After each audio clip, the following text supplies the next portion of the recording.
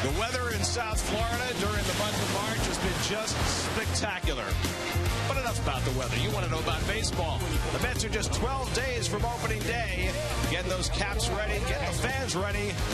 Yeah, the beach beckons too, but it's baseball today. At Digital Domain Park in Port St. Lucie, Pix 11 Sports presents New York Mets baseball today. The Mets play the St. Louis Cardinals. And a pleasant good afternoon, everybody, and welcome to Port St. Lucie. I'm Gary Cohen. Keith Hernandez alongside as the Mets take on the Cardinals. Just 12 days to go till opening day. And it goes without saying that for Mike Pelfrey, the results this spring have not been all that good. 3 starts down, 3 starts to go. Pelfrey will take the mound this afternoon for the Mets, and he's got to get things going. Well, he's had a miserable spring thus far, and from what I've seen, and I've seen him pitch in 2 outings, Gary, is that he's lost the sharpness in his sinker. He's not fooling people with that fastball, and they're lighting him up with on the fastball, and that's always alarming. If you throw a lazy sinker, it's easy for a hitter to get a mark on it. The hard sinker is the one that he's had in the past, and that's why he's been successful. He hasn't found it so far this spring. As for the center field situation, Andres Torres is still limited to riding the bike because of his calf injury. Scott Harrison's getting a little closer. He should take batting practice tomorrow, coming back from an oblique. But with the uncertainty about those two this spring, it's opened up the possibility and the opportunity for a bunch of other folks. Well, we talked about it in the last game we worked, Gary, a couple days ago. Center field is the position right now that's a lot up in the air, and there's some guys out there that the opportunity is there for them, and one in particular, Matt Dendecker, who was sent down. He's been officially called back up, so that's not plan B, that's plan C. He's got a lot of talent, a young player can run, and they're going to give him a look. And here are the other candidates, and I got to think out of that group right there, Mike Baxter may have the edge because he's having, you look at his numbers, he's having the best spring, and he's driven in some big runs, so he's made himself stand out here, and it's a tough choice here for Terry Collins, and obviously in a perfect world you'd have Andres Torres healthy and Harrison healthy to start the season, but that's up for grabs. Well, those guys are the contingency plans in case those 2 guys, Torres and Hairston, aren't ready for the season to begin. So it's the Mets and the Cardinals. By the way, you like my pin? Oh, I do. Oh, that's you. I knew you were an intelligent man.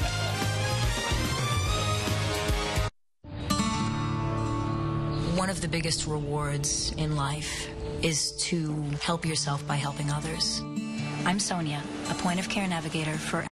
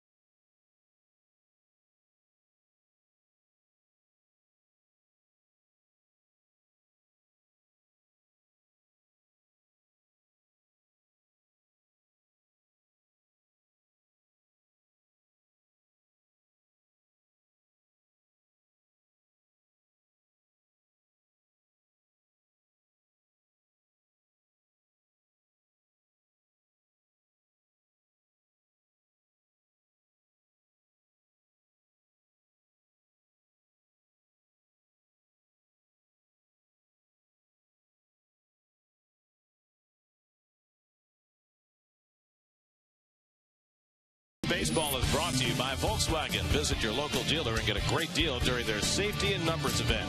By PNC Bank for the Achiever in you. By Lexus and the all-new 2013 Lexus GS. And by Capital One Bank. What's in your wallet?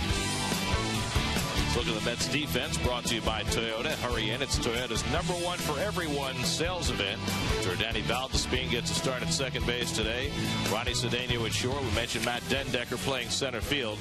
Jason Bay out in left, and Bay's defense is not the issue, as has generally been the case since Bay came to the Mets a couple of years ago. He's been slow getting the offense started. Well, you know, it's never an issue, his defense. He always is a guy that runs the bases well and plays good defense, smart player. It's just been the offense, and this is his third year now with the Mets, and it's been a big disappointment. And, you know, there's an article in the paper today that I read in the New York Post, Gary, where he's still talking about, you know, staying with what he always had, what brought him to the dance and all the changes that he made.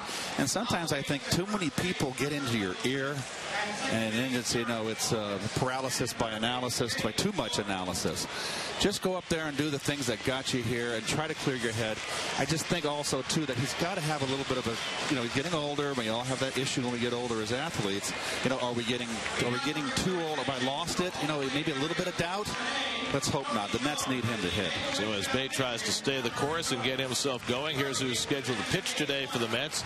The top 4 all will probably be on the staff. Garrett Olson competing for a spot, with Tim Burdack still recovering from knee surgery. Probably will not be ready for opening day, so Olson a candidate for that left-hand spot. But all eyes on Mike Pelfrey today as he makes his 4th start of the spring and tries to get things going in the right direction. First pitch coming up.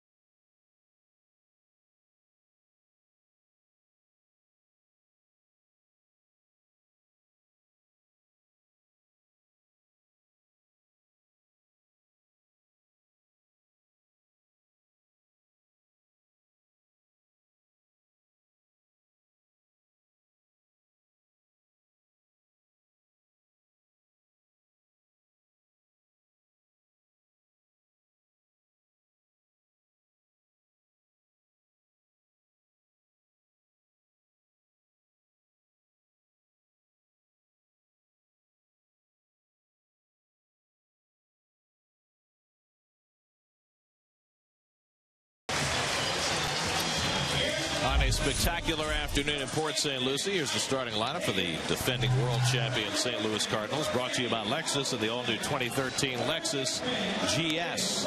Rafael Furcal, Lance Berkman, John Jay, Yadier Molina, 4 starters brought over by the Cardinals. And Lance Lynn, who wasn't supposed to be a starting pitcher this year, but now Chris Carpenter is out indefinitely with nerve irritation. And so the Cardinals, for the 2nd straight year, are going to start their season without one of their aces.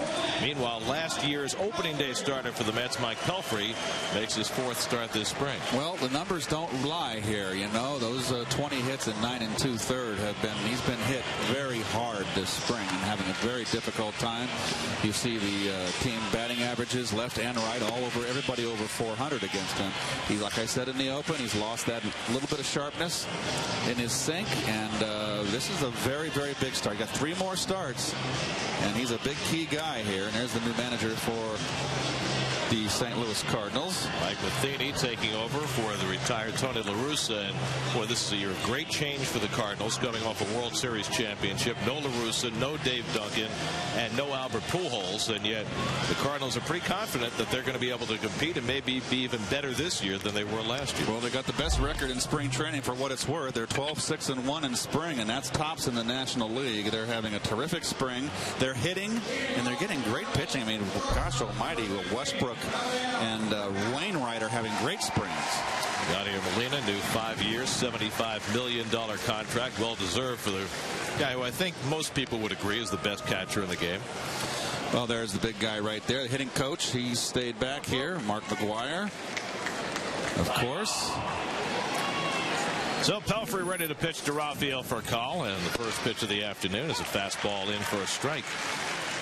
Well, Furcal's having a tough spring, not hitting is on the interstate, but that doesn't mean anything with a veteran. It's all about Furcal to stay healthy. Well, last year he missed time with a thumb injury, and there's a nasty sinker by Pelfrey. Thumb injury, shoulder injury, but when the postseason came around, he was there and a big part of the Cardinals' incredible run to the World Series title. Well, he can play. We know that. And Pelfrey throwing harder already in this game than he has been. 92-93 on the fastball. Daniel Descalso on deck, then Lance Berkman for the Cardinals here in the opening inning. Well, Pelf came to camp this year determined to rediscover his sinker. Changed his grip somewhat, felt as though he had found something during the offseason. But so far, the results and the bite on the sinker have not been what Mike would have wanted. Now, it's spring training, and Mike is trying to work on his sinker, and he's been throwing predominantly fastball. And when spring training, when pitchers are ahead of you, you want to face a guy that's going to throw you predominantly fastball. It's always the guy that is a junk baller, is a breaking ball, and a changeup that makes hitters look like fools in spring. Chopped to short, and in comes Cedeno to field it. And throws out his opposite number for Call for the first out of the day.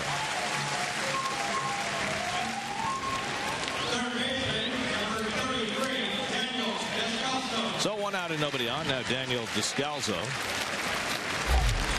Descalso was kind of like the Justin Turner of the Cardinals last year. Wound up playing more than anybody had anticipated. Had over 300 at bats last year. Hit 264.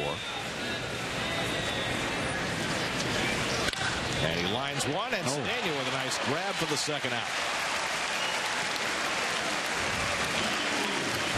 Well, this is how you approach an at-bat against a sinker baller, and you're a left-hand hitter. They're going to run that sinker away, hit it where it's pitched, particularly if you're not a power hitter. So now Lance Berkman, who moves to first base this year to fill the hole left by Albert Pujols, signing with the Angels. What a great year he had last year. A comeback year. 31 homers, 94 RBIs.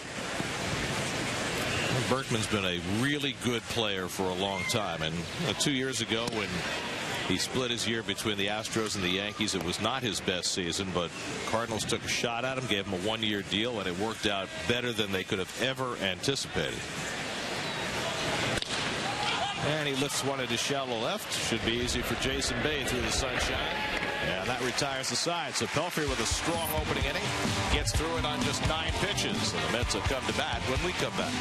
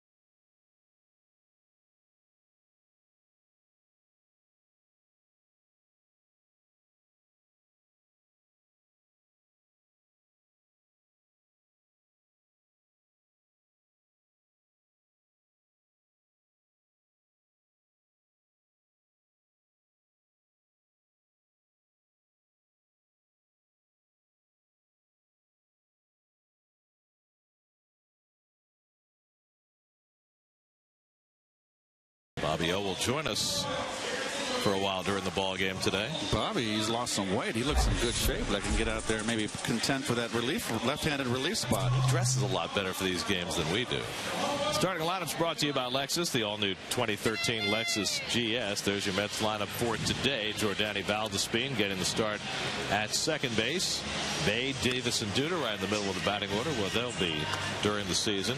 David Wright still a couple of days away from playing, coming back from the torn abdominal muscle. And there you see big Lance Lynn taking the mound for the Cardinals today. 6'5", 240-pounder, 24 years of age. Split the season last year at AAA, where he was 7-3 in 12 starts.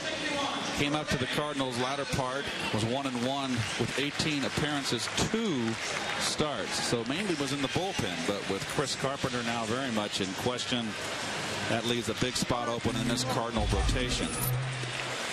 Valdespin hitting .333 on the spring, had a breakout offensive season last year in the minor leagues, playing at Binghamton and at Buffalo. 17 home runs, .294 batting average. Very aggressive hitter, walked only 25 times and over 500 at bats. He can hit, this young man, and he can run. He's got a chance to be a good player. He's been a shortstop and a second baseman in the minor leagues. Probably at the big league level more a second baseman than a shortstop, but enough athletic ability that Terry Collins felt comfortable putting him out in center field for a few innings the last couple of days. Oh, a good slider right there, down and in. That's a tough one. That's a late breaker. Watch it just break down too, get under the bat. Oh boy, that's a good pitch.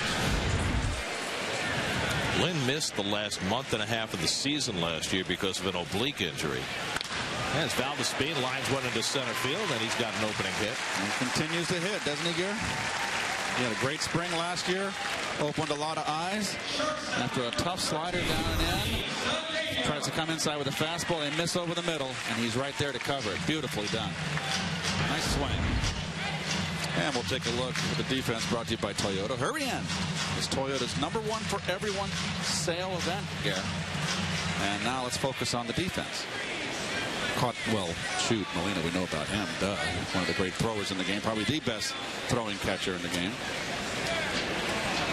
Here's Ronnie Cedeno playing shortstop today, giving Ruben Tejada the day off. Cedeno hitting .280 this spring with a home run. And you see his numbers from last year. Not a high on base percentage guy, and that's really kept him from being a regular player. Lifetime .286 on base percentage. .297 last year with the Pirates. Another one of those hackers.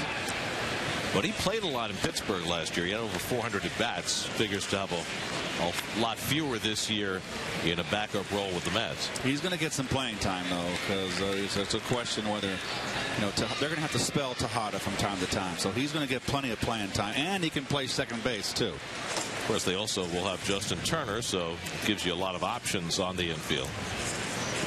The big thing right now on the infield is to get David Wright back into a game.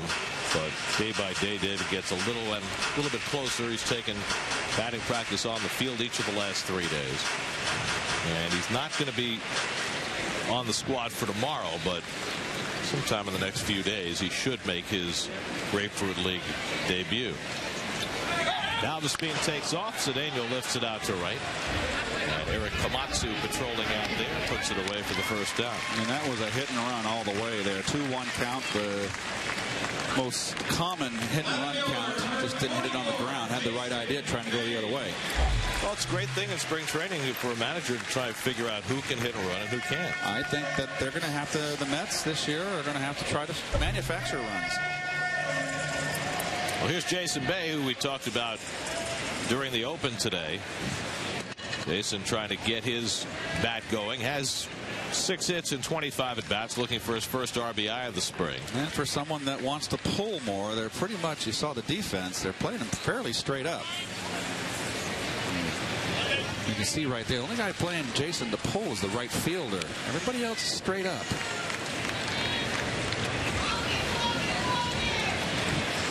Jason's comments that you mentioned today were interesting. He said, look, I'm a pull hitter. I want to get back to being a pull hitter, but at the same time, I don't want to get pull happy. Right. That's a fine line. Yes, it is. You start pulling too much, and you can always hit the ball the other way. You can bring it forward easier than if you're out too far in front and try to bring it back, at least in my opinion. Ralph may disagree with me. Ralph never agrees with me.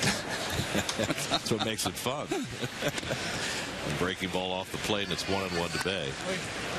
Ralph had some very interesting comments in the last broadcast about the home run hitters, and I always find his conversation, I just pick his brain. It's a wealth of information. Well, for one thing, Ralph has very high standards. To say, as he did, that guy who hits 20, 25 home runs is not a home run hitter. Right. Well, because if you're really going to call someone a power hitter, to me, it's got to be 30 plus. I agree with Ralph. Of course, Ralph hit 50. Well, so I'm just saying, not everybody can do what Ralph did. Not in my wildest dreams could I think of 50. 10 years in the majors, 7 home run titles. It's a pretty good ratio. And that's smashed to third. Descalso. And it gets right on by him and into right field, and the Mets will have runners at first and third. Wow. Interesting, Descalso, who's playing third, and Green, who's playing second, are competing for what could be a starting second base job this year. Descalso threw it right on the money, and Green just didn't catch it. Well, it's perfect feed. No reason to rush. He just took his eye off the ball before he caught it. That was tailor-made. So it'll be an assist for the third baseman, error on the second baseman, and the Mets in business, first and third and 1 out, with Ike Davis coming up.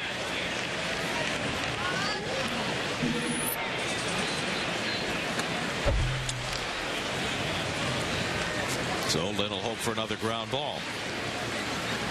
And throws the first pitch breaking ball for a strike. We mentioned about Lance Lynn that he missed the last month and a half of the season last year, but then he was reactivated for the league championship series, and he had a brilliant series against the Brewers. Got in 5 games in that series, 5 1/3 scoreless innings. And then pitched not quite so well in the World Series against Texas. In the air to left, hit pretty well. Carpenter back to the track, back at the wall. It's out of here. Ike Davis with an opposite field 3-run homer. His first home run of the spring. And the Mets jump out to a 3-0 lead.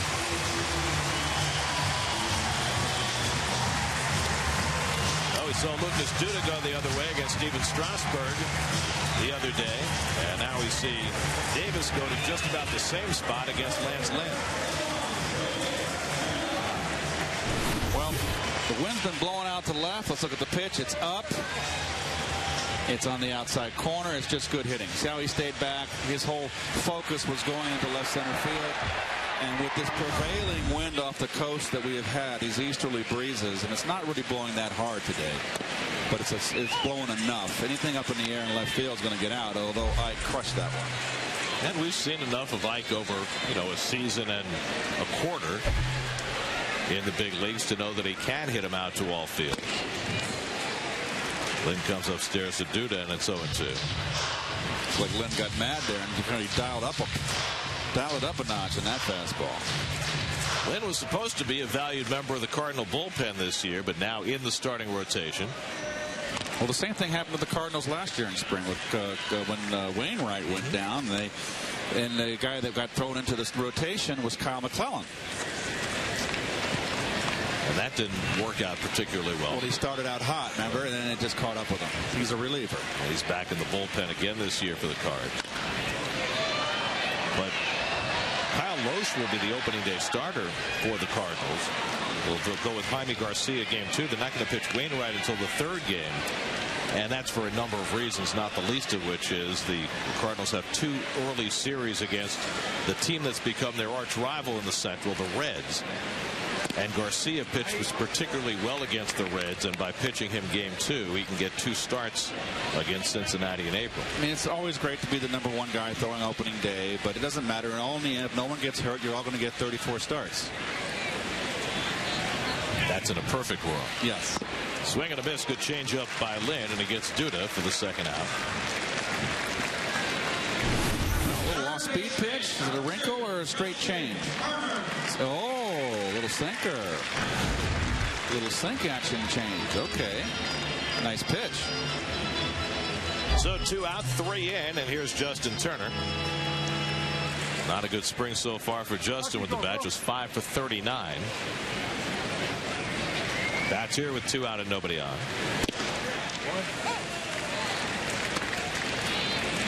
Now Lance Lynn, by all rights, should have been through this inning. Taylor made double play ball, and Tyler Green just whiffed on it at second base. That opened the door, and Ike Davis hit a 3-run homer. Another chance for Green. He handles this one no problem and ends the inning. But the Mets put up a 3 spot. One big swing by Ike Davis. His first home run of the spring goes the other way.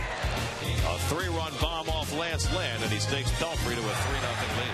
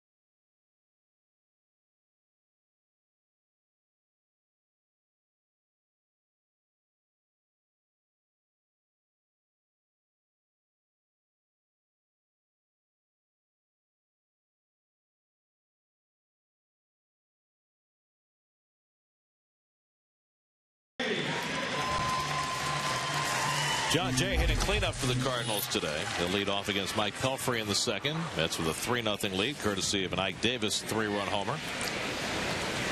Jay, the incumbent in center field, and he bounces one to the right side, and Valdespin's got it. And Pelfrey getting some quick outs early in this game. And that's something that has really eluded Mike over the last year and a half, getting those 1- and 2-pitch outs. Well, you know, he's not a strikeout pitcher. He wants the guys to hit the ball and hit the ball on the ground. So far, so good for Pelfrey. 4 up and 4 down. And now Yadier Molina will step in.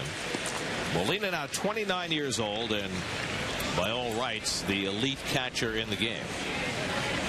And rewarded as such with a 5-year, $75 million contract extension. His defense has always been impeccable, and last year he had his best offensive year. Hit .305, 14 home runs. And we'll also always remember that home run he hit in the playoffs in 2006. Salt in the wound. Oh boy. I know Aaron Howman will never forget. Well, Met fans will never forget. Of course, it's a heck of a series. Of course, all the other perpetrators in that series are with the Cardinals. You got Wainwright who threw the last pitch. Beltrán took the last strike. Yep. Carlos, by the way, is going to be the regular right fielder for the Cardinals, but with Skip Schumacher now hurt, he's got a strained oblique. There's every chance that Beltrán is going to play some center field as well, something he did not do at all with the Mets or the Giants last year. And Omar, geez, that's a Freudian slip. You were laying the couch on that one.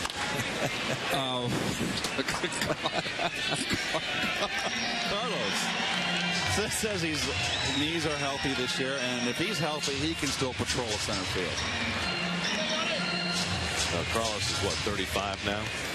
And I don't think anybody's asking him to play center field every day. I think John Jay is going to be out there most days.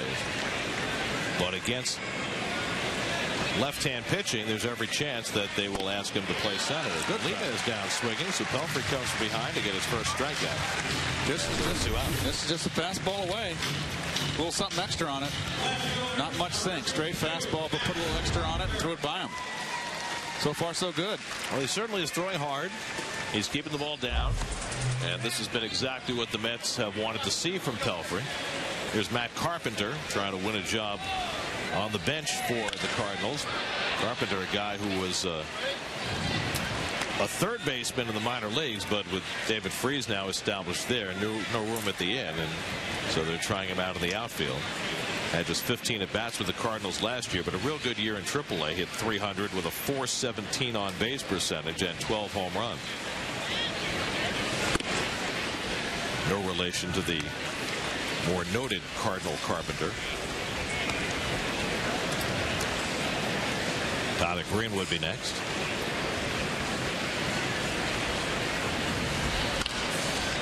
Matt Carpenter was a kid who went to TCU, and when he was drafted by the Cardinals, he was a fifth-year senior, so he had no options left.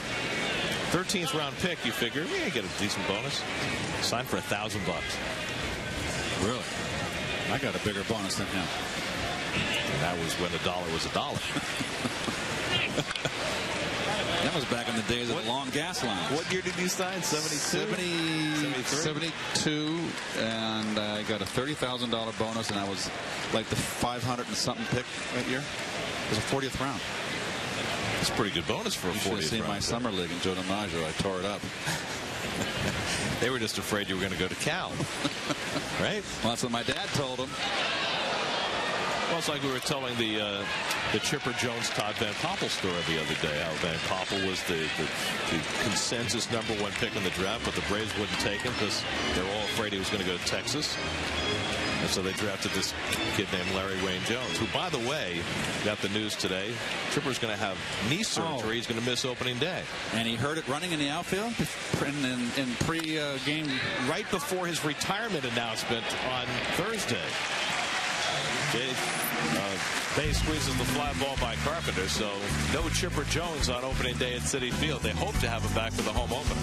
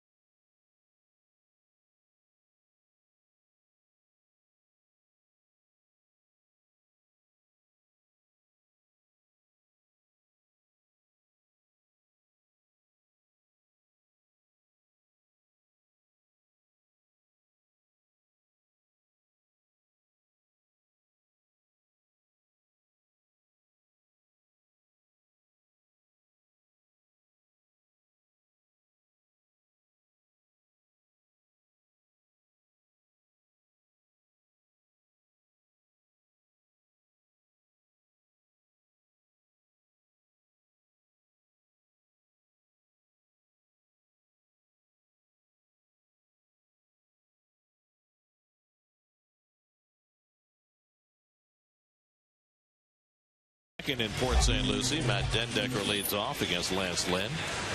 Dendecker brought back from minor league camp with the Mets uncertain about their center field situation. If there's one thing we know about Matt Dendecker, it's that he can play center field. He's got big league outfield skills, great range, excellent speed. The question on Dendecker is his offense.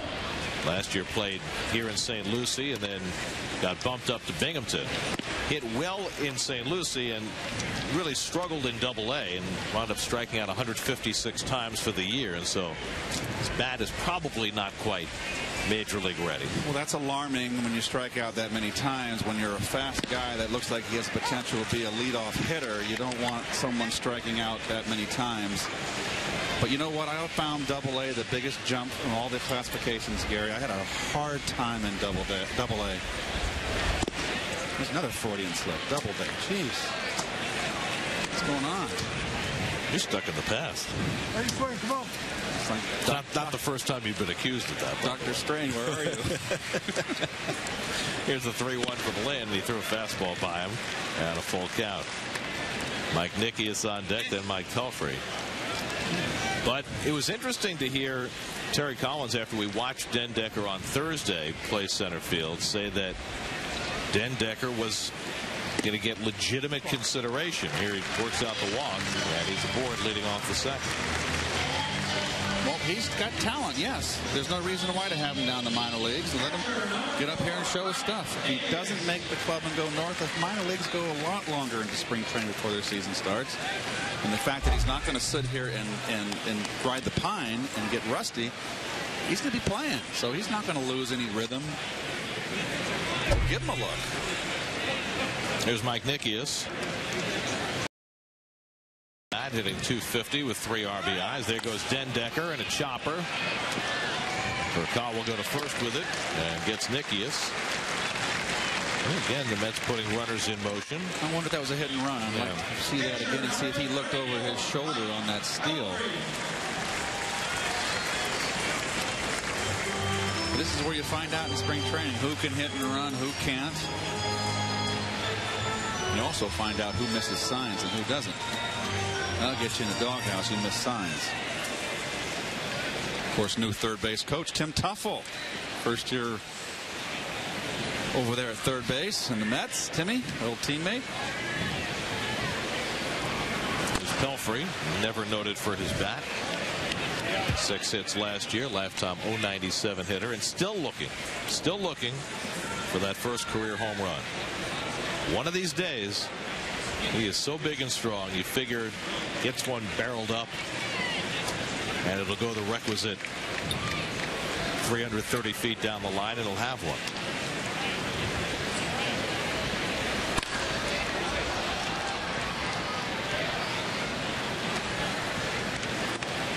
And there's Tom Goodwin, the new Mets first base coach, noted base stealer in his career, primarily with the Dodgers. He was on that '88 team, the Dodgers, was he? I'm not sure. I know I played against him. Ooh, where's that pitch? Oh, where it missed, but according to Dave Hickox, it missed somewhere. Let's see, I can look it up. I got my book right here, too. Maybe a little bit low. Goodwin didn't come up till 91. Okay, then I did not play against him. So I'm mistaken. Played with the Dodgers, Royals, Rangers, Rockies, back to the Dodgers, Giants, Cubs. Well traveled.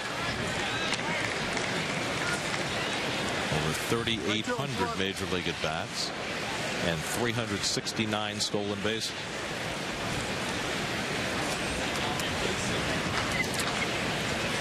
And brought in as the Mets first base running and outfield coach. Pelfrey whacks one at the second baseman. And Green throws him out as Den Decker moves over to third. Now there are 2 out. Green on 2 ground balls, showing a very smooth glove. Good sideways movement here. Watch him sidle over. Get in front. That's beautiful.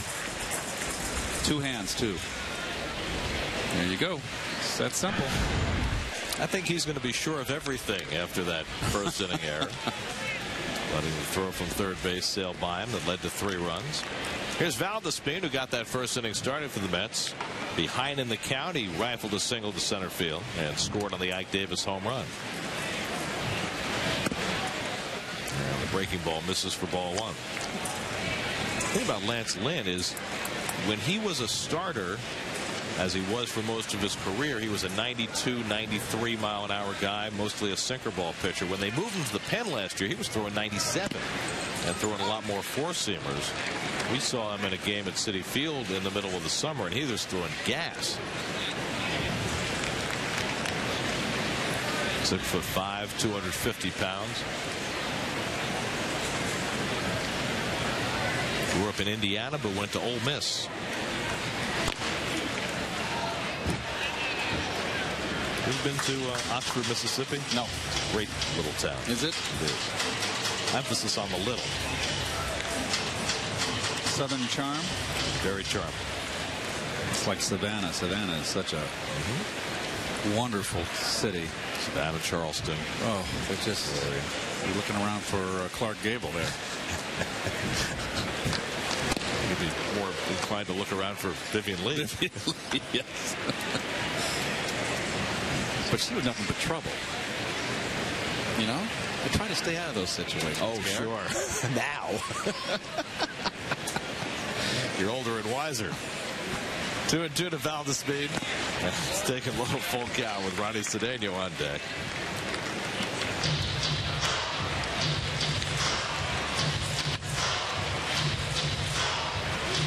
Dan Decker at third. Excellent speed.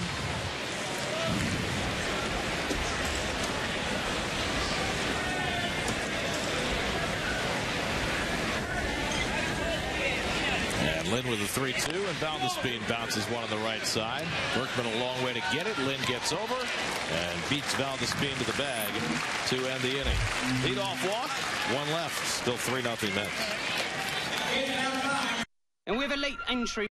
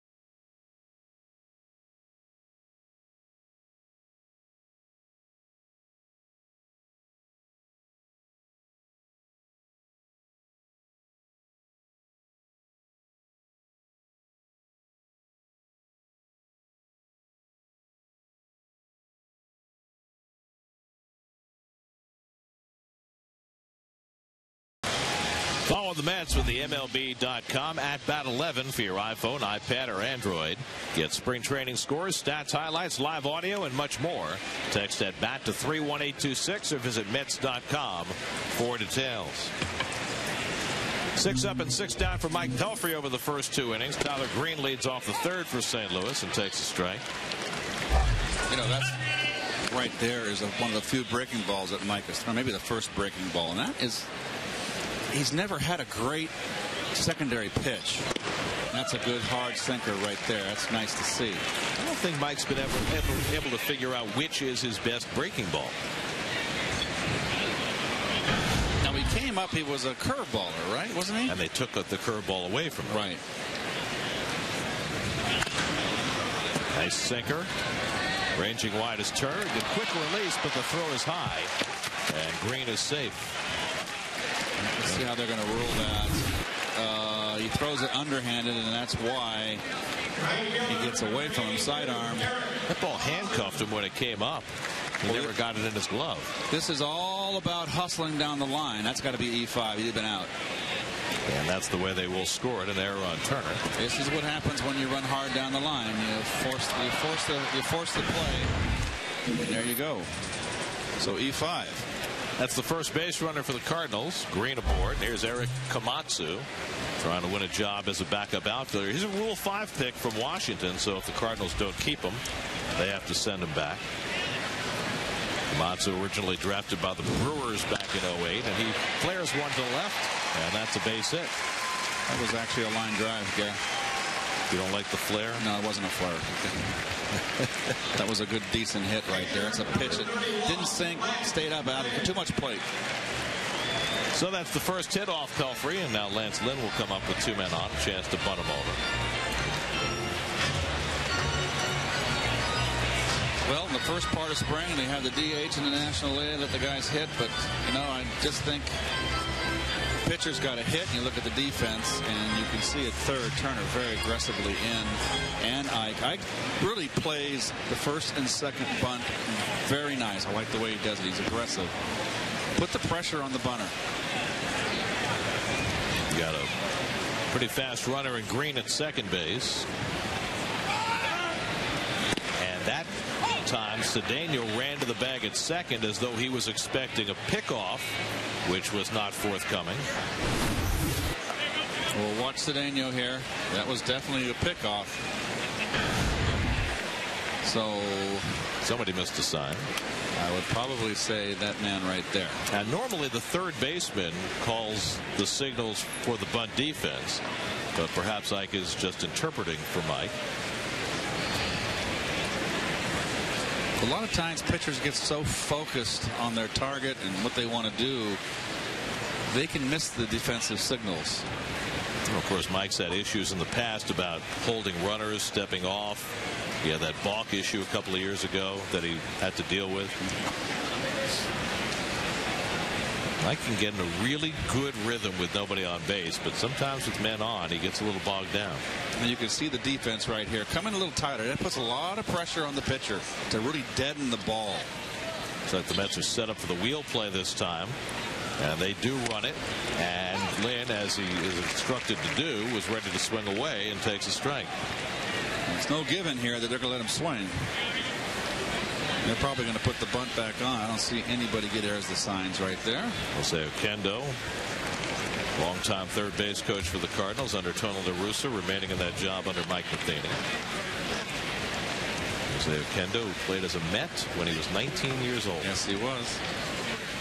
I'll never forget Frank Howard pinch hitting for him with the bases loaded with Rusty with nobody out. Or it's like the first inning, wasn't it? The first inning. Bunted on and missed, and Lynn is a strikeout victim. Second strikeout for Pelfrey. He was crying in the clubhouse. The 19-year-old made him cry. Hondo. And by the way, when I was a youngster too, I cried a few times. Seaver struck me out with the bases loaded when I was struggling. Actual tears? After the game was an all-time low in my career, one of my all-time lows. I knew I was going to get sent down. Bases loaded, 7th inning. Seaver just threw me a 3-2 bases loaded slider, curveball that it just like a comet going across the sky with a tail. That's how wicked it was. And I swung on, struck out, and I was 0 for 4, and I knew I was going to go down. Buried my head in the locker and had a few tears. Cal lines one into center. Green will be held at third. Ball hit too hard to try and score, and that'll load him up. What would Jimmy Dugan have said? I don't know. What would Tom Hanks say? Was that his name? That was the character. Yeah. Really, he was supposed to be. That was Jimmy Fox. Right. Jimmy Fox. Well, he had the history as an alcoholic and the whole thing, ruined his career. What was the name of that movie again? Come on, we got to tell our audience. League of Their Own. Female professional leagues during World War II. All-American girls professional baseball. It's a movie that I really, really enjoyed, and I just thought Tom Hanks was terrific in that. Here's Daniel Descalso. An error and 2 hits have loaded the bases with 1 out.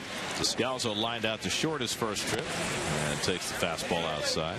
Well, you know, if you get the bunt down, it's a 3-1 ball game. Runners at the corners instead of 3-0 and the bases loaded. Pelfrey dealing with his first crisis of the afternoon after getting the side in order each of the first 2 innings. And Descalso late on the fastball. It's 1-1. This is a pitch to hit right here. It's up. It's away, but it's up. Gotta dial it up a notch there. A little tardy.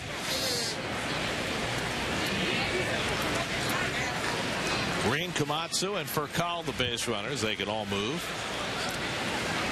And that's drilled to deep right field. Dude is not going to get to this one. Off the wall on the fly. Green scores. Komatsu scores. Furcal held at third. It's a 2-run double for Daniel Descalzo. Wasn't late on that one. And Met lead is cut to 3-2. Well, it's over the middle here. Right down the pipe.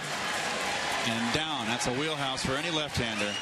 And I don't know what the heck the runner on second base was thinking of. Komatsu. I mean, come on. You got to know that ball's off the wall. Know where your right fielder is. I think that forced Furcal to slow down as well. It was probably cost him a chance to score. Yep. Not good judgment there by Komatsu. So now second and third, one out with 2 runs home. And here's Berkman. That's to play the infield back, conceding the tying run on a ground ball. Berkman flied to left his first time up. And he smacks one foul. 0-1. Now, Game 6 of the World Series last year between the Cardinals and the Rangers was one for the ages. And everybody will remember David Freese because he got the tying hit in the 9th inning and the game-winning home run in the 11th inning. But don't forget what Berkman did in between. Again, with the Cardinals down to their final strike, got the game-tying hit in the 10th. That one hits Berkman, and the bases are loaded. Well, you know, Gary, focusing on Pelf here, and we've seen Mike now over the years. He always has one inning where he cannot get out of. So a bad inning, and it seems to snowball on him. He just can't right the ship. And Dan Warthen out for a conversation. He cruised through the first 2 innings. 21 pitches to get 6 batters. But it's been a slog for him here in the third, starting out with the throwing error by Justin Turner, but 3 hard hits since then. So now John Jay, who grounded out his first time up.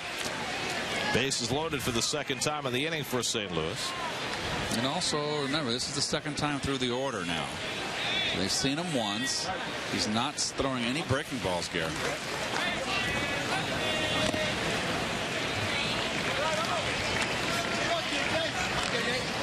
We threw that one first pitch breaking ball to Green to start the inning, and that's been about it.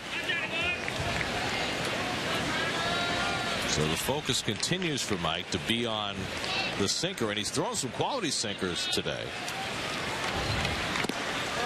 This is outside low with that one. Ball on a strike. It just seems as though at this point in his career, and Mike is now 28 and in his 6th big league season, that he's continuing to try and figure out the kind of pitcher he's supposed to be. Well, I think he knows what he's a sinker ball pitcher. I mean, coming out of Wichita, was it Wichita State? Yep. You know, you're in college, you're a big strikeout guy, having all of a sudden realized now you're a you're a guy that you step it up in the pros, in the big league levels, obviously the ultimate. That he is a ground ball pitcher. That's what he wants to be. To me, it's just trying to find that sinker to hone it where it's more effective. I mean, all he's doing is throwing fastballs. And this is for spring training. You want to face a guy like this because you know you're going to get heat. But I guess that's the point. He's out there trying to find his sinker and refine it to the point where it's his dominant pitch. But at some point, he has to have other pieces in his arsenal. Now, 2 years ago, he adopted that split changeup, which for the first 2 months of the season helped him dominate the league. Correct. And now he's not throwing that pitch anymore, which I think is fascinating. That's just foul.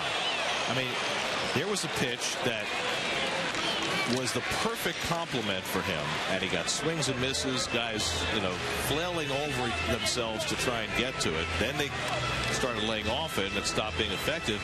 And now, less than 2 years later, he's completely scrapped the pitch, and he's throwing more of a circle changeup. And that's what I mean by, here he is 6 years into his career and 28 years old and still trying to figure out who he is and what he throws. Well, I don't think in college or minor leagues that Mike was a guy that threw a changeup very often. He was a guy that just kind of powered right through people. So, and he came to professional baseball with a curveball, and every once in a while he'll break that curve out again, but again, it's not a weapon that he goes to regularly. So, beyond that one signature pitch, that sinker that's supposed to be a stock and trade that he's wrestled with for the last couple of years, he's never been able to really define what else he throws. That one's in the hole, and a base hit for Jay.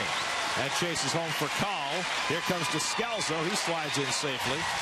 A 2-run single for John Jay, and the Cardinals go in front 4-3.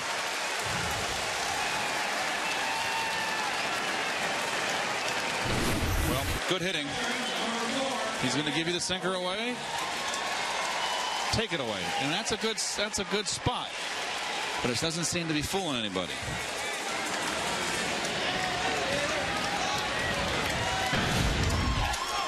So 4 straight Cardinals have reached base. Still only 1 out in the inning. And now Yadier Molina will be the 8th man up. Struck out his first time up. So an outing that began very promisingly for Mike Pelfrey has frayed a bit here in the 3rd.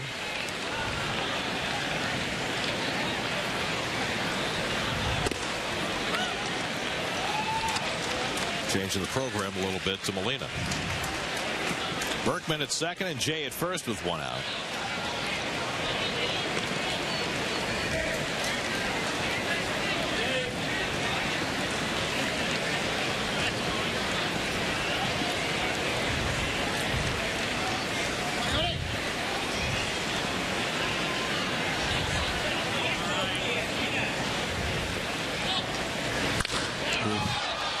To right center, playable for Duda. Tagging at second is Berkman. He moves over, and that's the 2nd out.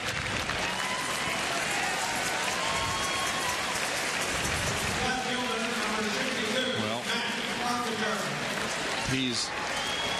that's an out right there, but it's a pitch right down Broadway, and this is, I think, where Mike gets in trouble. He starts trying to throw it too hard when he gets in trouble, and then makes too many fat pitches. And it's, at least this inning right here, he's made more than his share of mistakes, and the result, even though the inning started with a error and really there should be 2 outs, there's 4 runs in. Now Matt Carpenter, the 9th man to bat in the inning. Fly to left his first trip, and he takes the first pitch slider for a strike. So 2 hitters in a row. Pelfrey goes away from the fastball on the first pitch.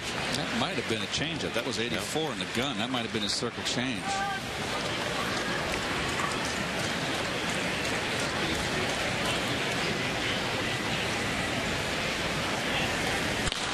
There you go. That's good location.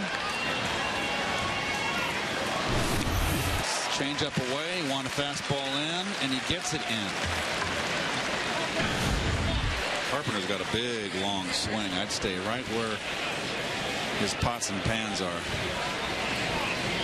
For you folks out there who don't know what that means, it's called the kitchen, or in Espanol, it's a cocina, and that's called the inside corner.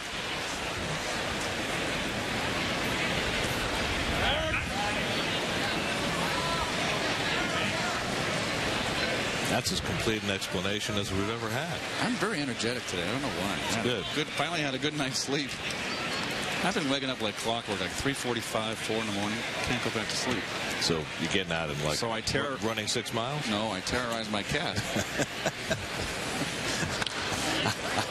I hate to even explore what that means. Well, he's laying in bed with me. I wake him up. Let's put it that way. We'll see. You strike me as someone who would be nice to their cat. I am nice, but he likes to play too. He's a male. He likes to scratch and bite, and it's all in good fun. I'm sure it is. Never intimated otherwise. Here's the 0-2. Line right at Cedeno, and that ends the inning. A 9-batter slog for Pelfrey, and the Cardinals score 4 and go up 4-3 in the middle of the third.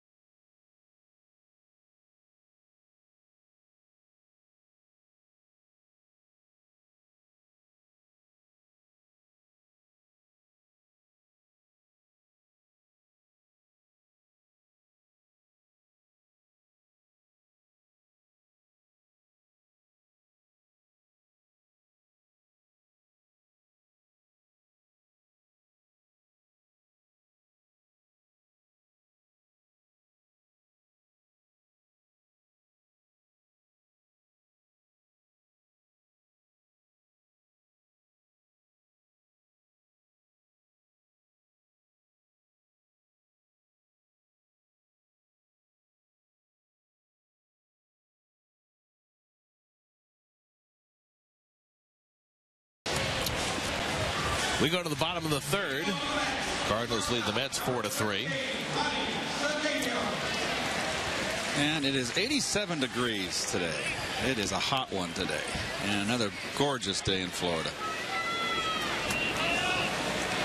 Weeknights, if you're thinking it, we're saying it. That's why more New Yorkers are watching Jody Applegate and the Pix 11 News. Be part of the conversation. Watch the Pix 11 News weeknights at 5 and 10. Ronnie Cedeno leads off against Lance Lynn in the third. Cedeno flied out to right on a hit and run play his first time up. And he pokes one to the right side. Tyler Green makes the play for the first out.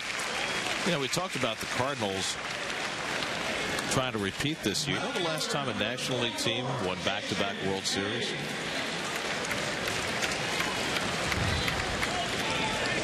It's been a while. Dodgers? Big Red Machine. Oh, of course. 75 and 76. So it's been 36 years. Bay pulls one down at third. But when you think about it, has there ever been a team trying to repeat a World Series title with as many changes in key positions that the Cardinals have? I mean, think about it. New manager, Hall of Fame guy gone, and someone who's never managed anywhere before taking over. New pitching coach. You lose your superstar. You've now lost your ace pitcher for at least the first part of the season. And you know, yet there's a lot of optimism that the Cardinals can, if not repeat as World Series champions, certainly be as good as they were last year when, well, let's face it, they won 92 games and were not the greatest team during the regular season, but snuck into the postseason and found a way to win it all. It's hard enough without any issues to repeat. As you attest to, as you brought up with the last time, the Big Red Machine, that's in the mid-70s. I think Milwaukee is going to really miss, obviously going to miss Fielder. They're not going to be the same team. Are you going to pitch to Braun without Fielder behind him? I don't think so. If the game's on the line, I mean, that was a big guy behind him. Right.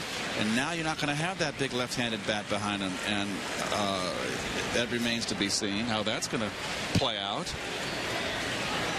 I mean, Cincinnati made a lot of nice moves over the offseason to help their bullpen. I'm still not sold on Cincinnati. You know what? You got Dusty Baker managing there, and that son of a gun, wherever he goes, he wins. Mike Davis, who homered his first time up, lines this one to left, and Carpenter's there to grab it. So Lance Lynn with a 1-2-3 inning. Bobby Ojeda joins us when we go to the fourth.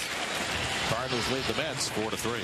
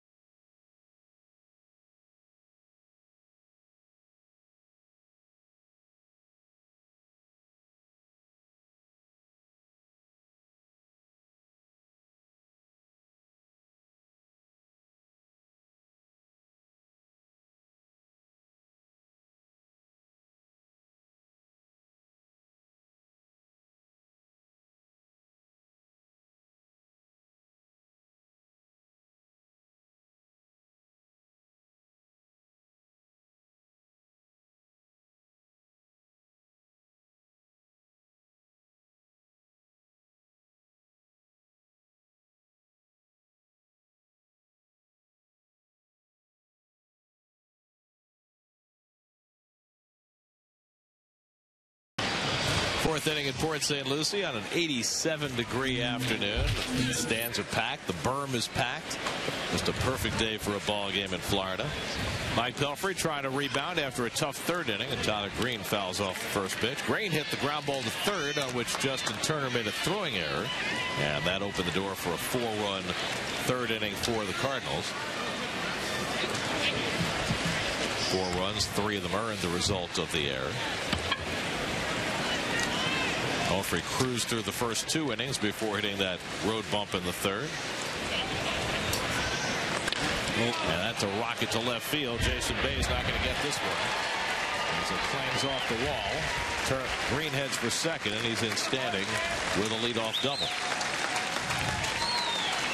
So Tyler Green with a shot to greet Pelfrey in the fourth. And on that note, we'll welcome in Bobby Ojeda. How are you, Bobby? I'm good. How are you doing, guys? I'm doing fine. Trying to figure out Mike Pelfrey. I want you to know you're in the booth with 2 Spaniards, left-handed Spaniards. It's all right. I have my protection. I've got the butt with the mustache. Nice. Here's Eric Komatsu, who singled his first time up. How are you, Bob? You all right? I am good. I got a little nervous watching Mike. He was breezing, and then the wheels have come off. Valdespin retreats, plants, and gets Komatsu for the first out as Green moves over to third. How do you judge a first 3 innings like we saw from Pelf? I mean, the first inning, throwing hard, ball diving, and then all of a sudden, an error behind him, and things change. I think you got to look at the whole thing. You can't cherry pick the first 2, then the bad one. One thing I've noticed, I'm watching Mike. I watched him warm up all pregame. He didn't throw 1 ball in the dirt.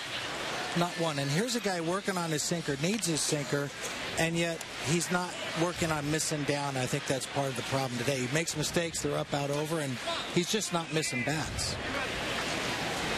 So for you, is it a consistency issue as much as anything? Absolutely. I mean, for a pitch that he's looking to throw 70-80% of the time. Yeah, absolutely, Gary, because he can throw 100 good ones, but he throws 6 bad ones at the bad time. That's the ball game. The ball game hinges on those big pitches. and those are the ones you got to execute. Those are the ones we have to miss where we want to miss, not miss up out over the plate, and that's something that's hurt Mike again here today. You know, one thing, Bob, that I noticed too, I know he's working on a sinker, but he's been basically a one-pitch pitcher. He's hardly thrown any breaking balls, a smattering of his new circle change. So as a hitter, Lynn grounds one to Cedeno. The runner holds, and that's the second out. I know going up against Pelf, I know it's spring training, and I'm going to get to say I get a 7-pitch or 6-pitch at bat. I'm going to get 4 fastballs. Right. You don't, and you're not. They're not going to be perfect. He's not keeping you off the plate. He's missing way in if he misses in, which isn't often. But you take it, he is one-dimensional, Keith. You're exactly right. You go up there looking basically for 6 pitches, 4 fastballs, and you flip that over to Dylan G. He's not overpowering by any stretch, but you've got 4 pitches. So you have to have a bit more of an open mind of what's going to come your way. Therefore, it's a little more forgiving to make that mistake.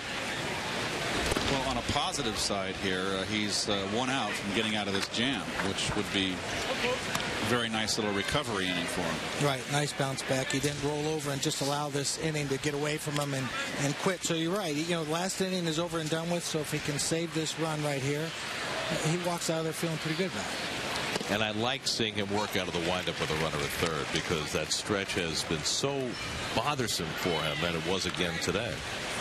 Yeah, he just looks uncomfortable. And the windup now, you notice I believe this is the first day with the hands over the head, which is a timing thing and a visual thing. But if it works for him, it's very Seaver-esque. Now the speed throws out for Collins, so Belfry able to work around that leadoff double and keep it 4-3.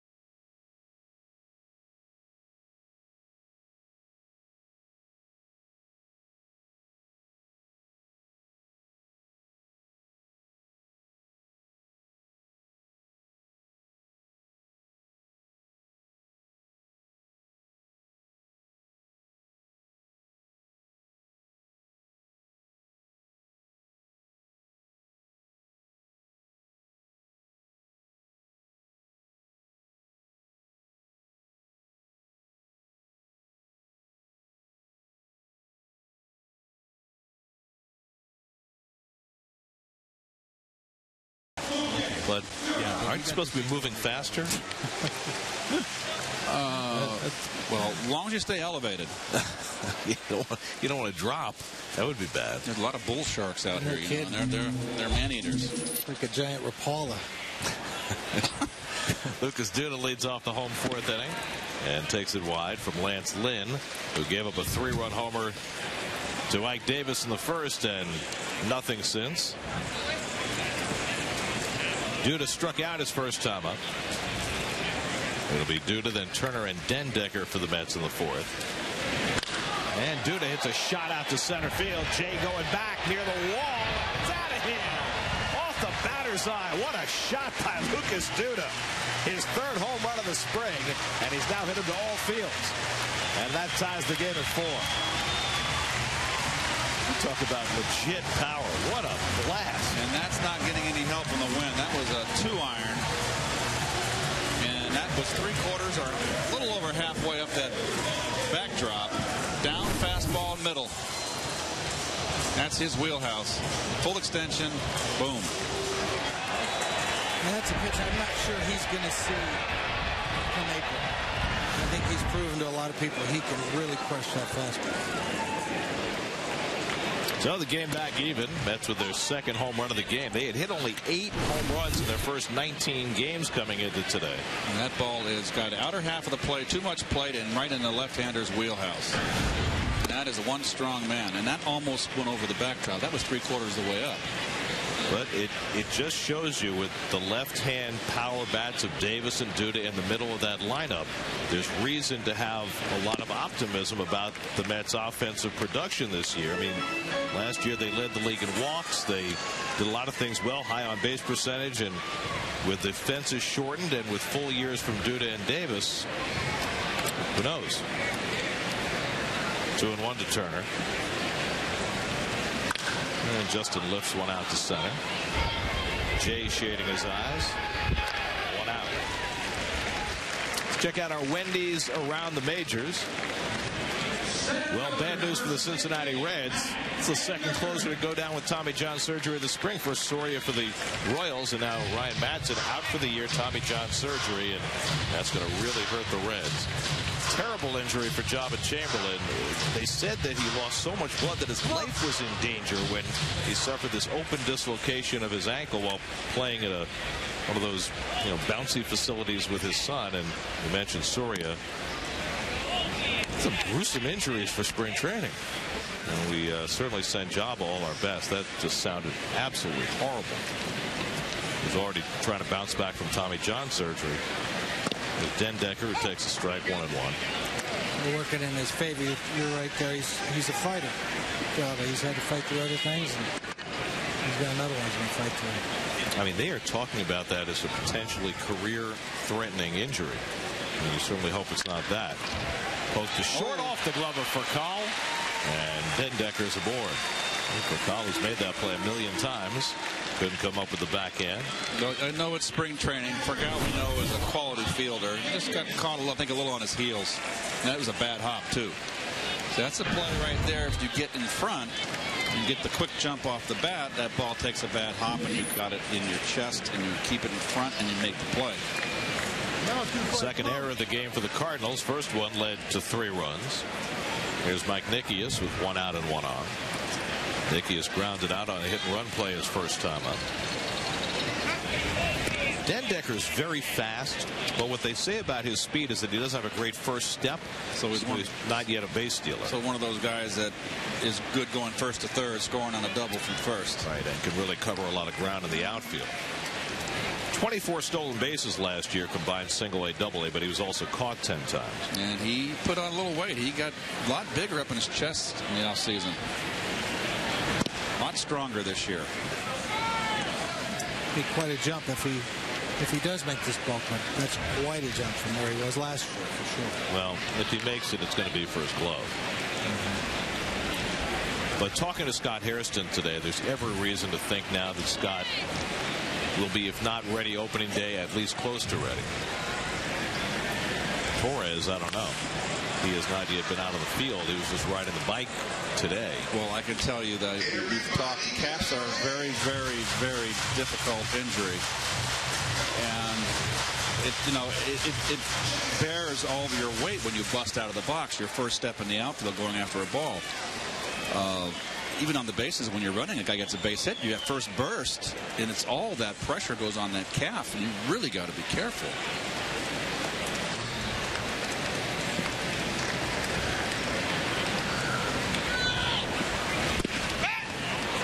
Down first, and Molina couldn't catch Dendecker.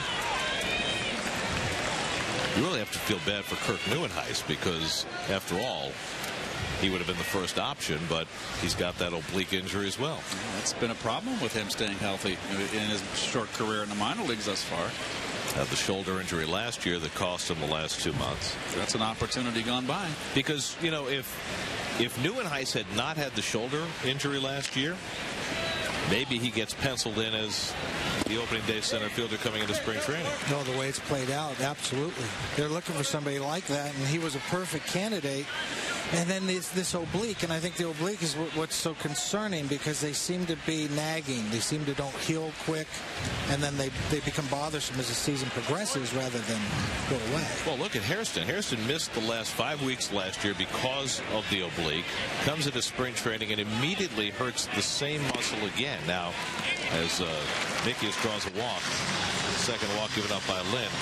Now, he says today, swinging at soft toss, that he's not feeling it at all, and he's going to go out and take regular BP tomorrow. But, those things can recur, and so we've already seen that with Hairston. Every movement on the field requires the obliques pretty much. Lance Lynn went 5 innings his last start against Atlanta. Cardinals get some warm-up action going as he hits 60 pitches plus. Pelfrey up there to bunt, grounded out his first time up. Berkman really coming hard from first base. Pelfrey, though, with a nice bunt toward third, and Berkman making like Hernandez going to the third base side. Not quite.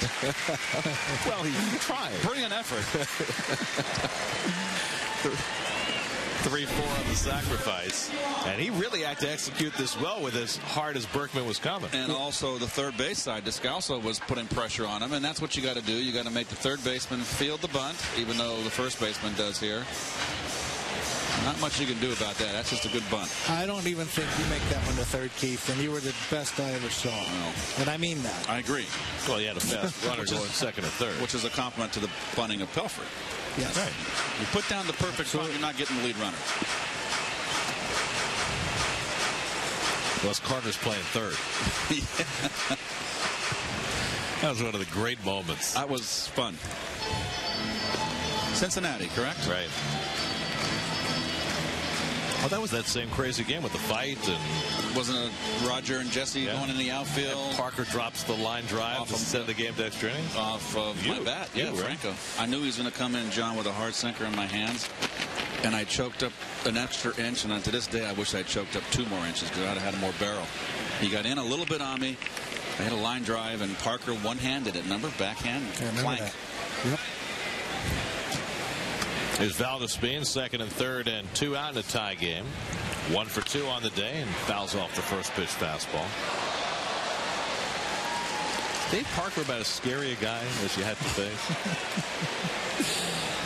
He was the best player of, I think, my generation. That in the late 70s, when Stargell was still on the team, he was the best player I ever saw. And the other one would be second, would be Winfield. Yeah. 2 incredible athletes and specimens. Physical specimens. Carpenter squeezes the fly ball by Valdespin. The Mets leave 2 in scoring position, but they get even. Lucas Duda with a mammoth home run. Third of the spring for Lucas as he nearly clears the batter's eye in center field. And the Mets get even at 4.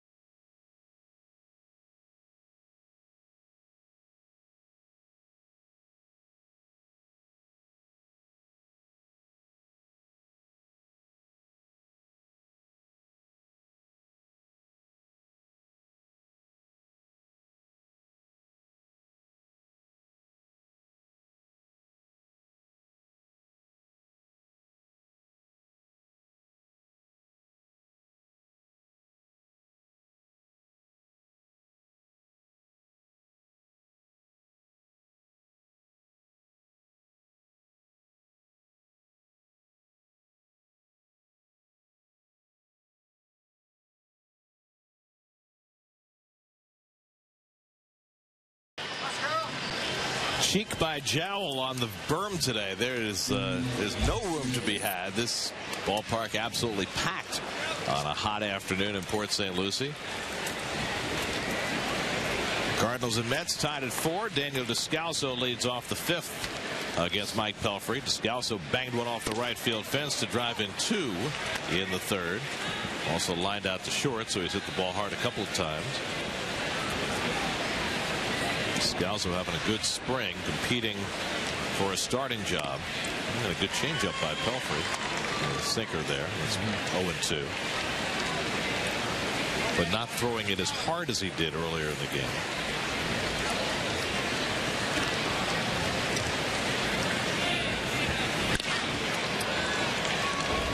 Jason Bay drifting. 1 out. See, that's one of those pitches right there. It's 0-2. I'm not saying waste a pitch, but I'm going to miss down. I'm going to miss down, and there's a pitch he got a piece of. Now, if that would have sliced away, a lot of things can go wrong. Those are the things I think hurt Mike in the big picture. Maybe not in this inning, maybe not in this game. But over the course of a season, you've got to make a little bit better 0-2 pitch. Here's Berkman, who was hit by pitches for his last time, and he takes low and in.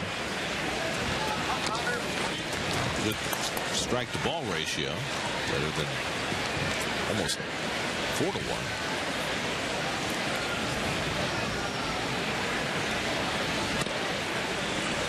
See, if you're going to come inside like that, and you're going to make sure if you get it there, Mike really has to, especially for him against the left-hand hitters. He just can't live off that outside corner. Well, he follows this up with a good sinker, middle out down. He might get a ground ball soon. Exactly. Popped up. Bay coming in. And Berkman retired, 2 out. But the other thing, and we were talking about this earlier, Bobby, here he is 6 years into his career, and Mike is still trying to figure out what his secondary pitches are. At some point, doesn't he have to get a game plan and stick to it? Yeah, you're spot on, Gary. He doesn't know yet exactly who he is. He's not sure where the sinker's gone, and then it was the splitty, which was a really good one, but he doesn't have a base point. He doesn't have a go-to out pitch. I really thought that when he threw that split finger and he tore up the league, went through the league for the first time, I remember, you remember me saying this, that he cannot get into a comfort level. Now, the hitters aren't used to him throwing that split finger. Jay takes one the other way, and that finds the line. And John Jay, for the second straight at bat, taking one to the opposite field. And he's got a 2-out double. That's what we're talking about. Once again, the mistake up, out, over. And if you're working on, this is why I don't want to throw balls in the dirt, but it helps me control the baseball so I don't leave a 1-0 fastball up, out, over the plate right there. This is a big inning for Mike. If he can hang a 0, he comes out of here. Maybe he's out after this inning, maybe not, but he'll have a better feeling. It's easy to forget about that 4-run third. But the mistakes up are the ones, and now you've got a man on second. You're a knock away from another run. And those are the little things that add up at the end of the season. Molina gets the first pitch curveball and fouls it off. Maybe the first curve that Pelfrey's thrown all day. But that's, again, what we're talking about. I think that's a pitch he came to professional baseball with, had it taken away. He'll throw it, 3-4 times a game. And his heart's not in it. That wasn't a very good curveball. You could almost see him slow his delivery down. He really telegraphed it. It was so bad that Molina actually just yanked it foul. It was so bad. You got to commit to that breaking ball.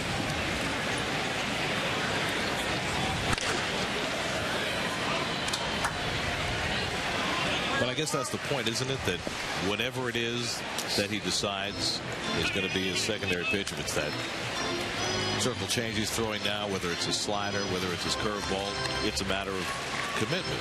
It's commitment, but the trick is to have 3 or 4 that are pretty good, because on any given day, my secondary pitch might not be my normal secondary pitch. But if I have belief in how to let it go, on that day, that's my secondary pitch. And even my primary pitch is going to vary sometimes day to day. Molina hits it out to right, chasing Duda back, and Lucas won't get there, and that'll bring in the lead run. Jay scores. Molina to second. Back-to-back two-out doubles, but the Cardinals back in front 5-4. And that 0-2 pitch, once again, up, out, over the plate. It just... it's not what you want to see with Mike. They want to come in. And they see the catcher's glove going out. He even left it out over the plate. It's down, but it's right down the pipe. And you're 0-2, so you're not going to block it. You're going to be you're going to bear down a little more and probably go up the middle of the way, just like Molina did right there. 7 hits now for the Cardinals. And now Matt Carpenter is 0 for 2. And that first pitch curveball is down for ball 1. I tell you, I like the intent of that 0-2 pitch. I like the idea of, hey, we're going to go in here. I like that. Mike just didn't get it where he needed it. Well, it's all about executing your pitches, right? Putting them where you want it. If you make mistakes, the hitters are big league hitters, and you want to jump on the mistake by the pitcher. And it's not that easy to do it. Day right in his tracks, puts it away. They had all 3 putouts in the inning, but in between, the Cardinals with back-to-back doubles to go back in front.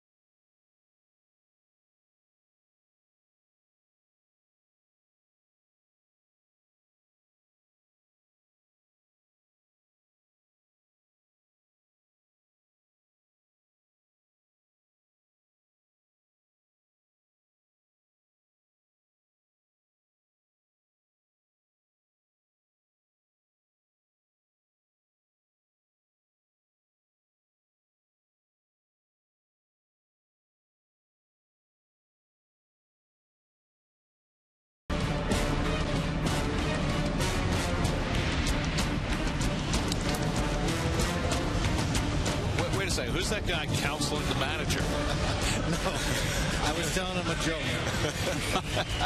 Not counseling Terry. He knows a lot about this game. I hope more than me. I hope he at least got a good smile out of him. He's got a good sense of humor. And Shane Robinson now playing center field for the Cardinals as John Jay comes out of the game. Lance Lynn has gone 4, now has himself a 5-4 lead as Ronnie Cedeno leads off the home 5th for New York. And he takes just off the plate 1-0.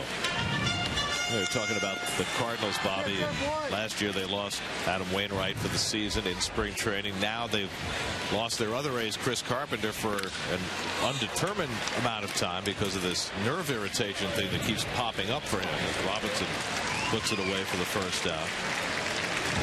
That'd be an awfully difficult way to start a season, and yet the Cardinals last year were able to make the compensation for the loss of Wainwright. They appear with Lynn to be poised to do that again. They have that depth, and they move pieces around. I think having the flexibility with Lynn, who jumped right in there, certainly gives them that cushion to weather a storm briefly. Now, could they ride it out the whole season? Probably not. But when you lose a guy for a month or 6 weeks in a starting role as a pitcher, and you have somebody who's comparable in so much as he can go out there, you know what you're going to get. Certainly not the same, but you know you're going to get a guy who can go out there and handle the ball game. It's a good place to be.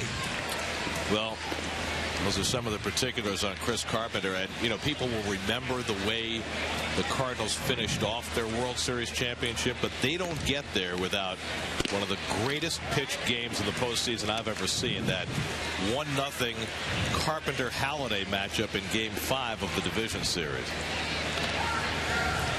That was very impressive. Couldn't agree with you more, Gary. Bay hits it out to center field, and Robinson drifting back. 2 out. Keith, would you feel that when the good ones, like in that particular game, would get 1 run and turn it up? Would you see it, feel it? Well, yeah. I mean, it's always it's by playing behind them. I mean, obviously with Dwight, when Dwight was on top, you knew when he had his stuff that, you know, 1 run could probably do it. Those are the exceptional ones. We got a new pitcher anyway here, so I was slow answering your question, sorry. You can pick it up when we come back. Right now, J.C. Romero is coming out of the bullpen to face Ike Davis, and we'll be right back.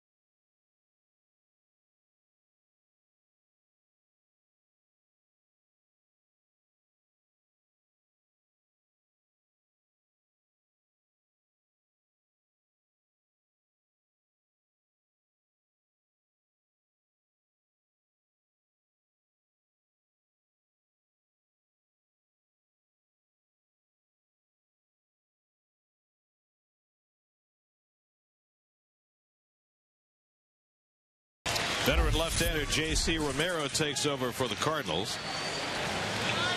He was everywhere last year. Signed by the Phillies, then the Nationals, then the Yankees, then the Rockies. Well, he was always the big left-hander out of that Philly bullpen back in the days when the Phillies and Mets were battling, and when Carlos and Jose and Delgado were in Met uniforms. Elbow surgery a couple of years ago, putting a crimp in Romero's career. But, you know, he has bounced back from being let go before. Remember, the Red Sox had him and they dropped him, and that's when the Phillies nabbed him, and he became a huge piece for Philadelphia. Tends to be a little bit wild. Likes to trick people. Gets in trouble that way. Ike Davis taking Lance Lynn deep in the first inning. That's a ball up and outer half. A ball you could have pulled. And Ike, I think, is both at-bats. Ike has gone the other way. So I think Ike today, at this point, is working on going up the middle. And now Romero behind him 3-0.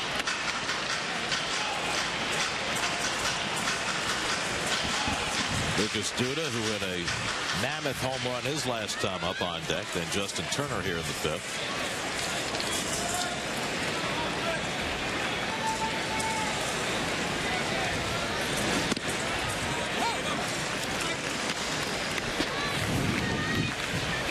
So Lance Lynn went 4 2/3, allowed 4 runs, 3 of them earned, 3 hits, 2 walks, 1 strikeout, a couple of home runs. As he gets himself ready for a spot in the Cardinals rotation.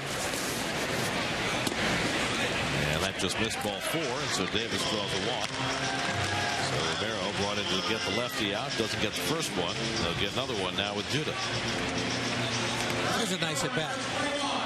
Got a home run under his belt, still patient, not trying to build everything in one day. It was a very good at bat. Like seeing that, especially that 3-1 pitch he took down like that. We've really seen that with Ike. I mean, season and a quarter in the big leagues. Last year, early in the season, he was so adept at not chasing pitches out of the strike zone. And, you know, we didn't get to see nearly enough of him last year. As Duda takes a strike. Well, there was no doubt about this one. This is out of any ballpark. That was a... It sounded far. Do you look at those? Nope. Nope. Don't need to.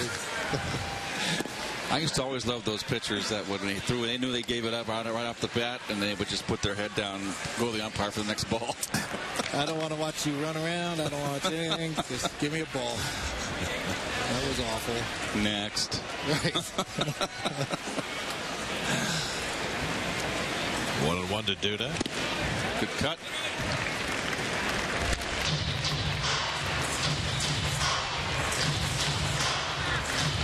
He's going to trick him with here, right here, Keith. A couple breaking balls. Romero loves to trick you. He's a breaking ball pitcher. Any thought to what he may do during the season in his brain right now? Or is he just going, I'll just get him out now? I don't know where he's at. He's a veteran. He's busted one in. I think that's a good pitch, 1 and 2. Now I would bet the house he's going to go away. And I don't think enough pitchers double up inside. But then again, neither did Bobby. He was pretty successful. Always coming in. He wants to double up. And he didn't make it. He didn't want it. He didn't get right. Very good, Bob. Of course, Romero's still trying to make this team. I mean, Mark Sepchinski is the #1 lefty out of that bullpen. So if you're Romero, I don't think you're keeping anything in reserve. Also, you're not facing a division rival here. I mean, how many at-bats will Duda have against Romero over the course of a season? Maybe 2 or 3. 3-2. And Duda lines the base hit. Davis pulls in at second. So a good turn at bat against the lefty there for Duda. And rough sailing for Romero as the two lefties both get aboard. He wants to come back inside again and out over the plate and down. And one thing about Lucas, he stays in on lefties. He has a very good approach to the left-handers. From the mound, when you don't see that front shoulder go out and you left the pitch a little bit, you know you're in trouble. If the front shoulder comes out of there, I got a chance to get you. But he, like you said, Keith, he just stuck that front shoulder right in there. He doesn't give any ground. And Lucas has got a good eye at the plate for a young hitter, just like Ike. So 2 out and 2 on with the Mets down a run. And first pitch breaking ball from Romero has Turner flailing, and it's 0-1. Justin's grounded out and flied out. Batting coach Dave Hudgens taking notes. He'll be awfully happy with his 2 young left-hand sluggers. And Turner lifts one out to left center. Robinson is there. He'll have all 3 putouts in the inning, and the Mets strand 2. We are through 5 at Port St. Lucie. Mets down by a run.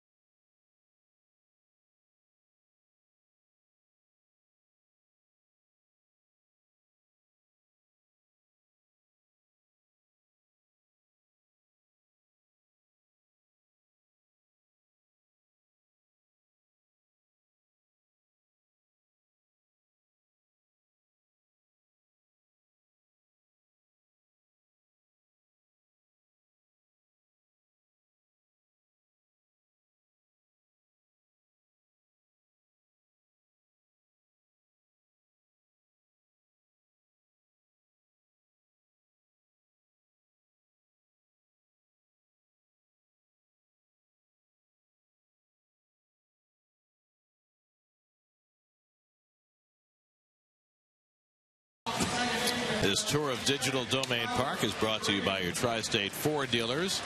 Packed and jammed at Digital Domain Park today for a Saturday afternoon game. Clouds have overtaken the sun, but that doesn't stop the fun out on the berm. Lots of red in the stands today. Cardinal fans here. Let's not go overboard. Green takes one the other way, and he's got a first pitch hit. So Tyler Green now 2 for 3 on the day as the Cardinals get it started in the 6th against Mike Pelfrey. What is his pitch count today? Is he going to go 80 like everybody else? I think right now they're looking for somewhere in that neighborhood. Josh Edgin is up in the bullpen for New York. And he just got up, so he's not coming in at this point to face Komatsu, the left-hand hitter. I've got a question for you, Bob. Spring training, you go by a pitch count. We want 80 pitches. And you're in spring, and you're in that inning like now with Pelf where he's close to 80 pitches, and you're going to... Why not let him... If he's got 2 outs and he's got 80 pitches... Are you wed to 80 pitches? What's the reason? Why not let him finish the inning and make him feel better about himself? Well, you know what I'm saying? Yeah, I think it's a fluid situation. One, you do want Mike to perhaps do that. And then on the flip side, you may have a guy out there in the pen. Let's see what he does with 2 outs, runner on second. So, you know, it's a searching mission. But in this situation, I'd love to see Mike. He's got the leadoff guy and get out of this inning with nothing, because he really has not thrown that bad today. He's made a few key mistakes, but overall, I like the new delivery. He's throwing to the bases. He did a first to third move. He seems to be controlling the tempo of the game. It's got away from him a little bit, but overall, I think it's been a pretty good job by Mike. If he can finish this out, he should feel okay about today's game.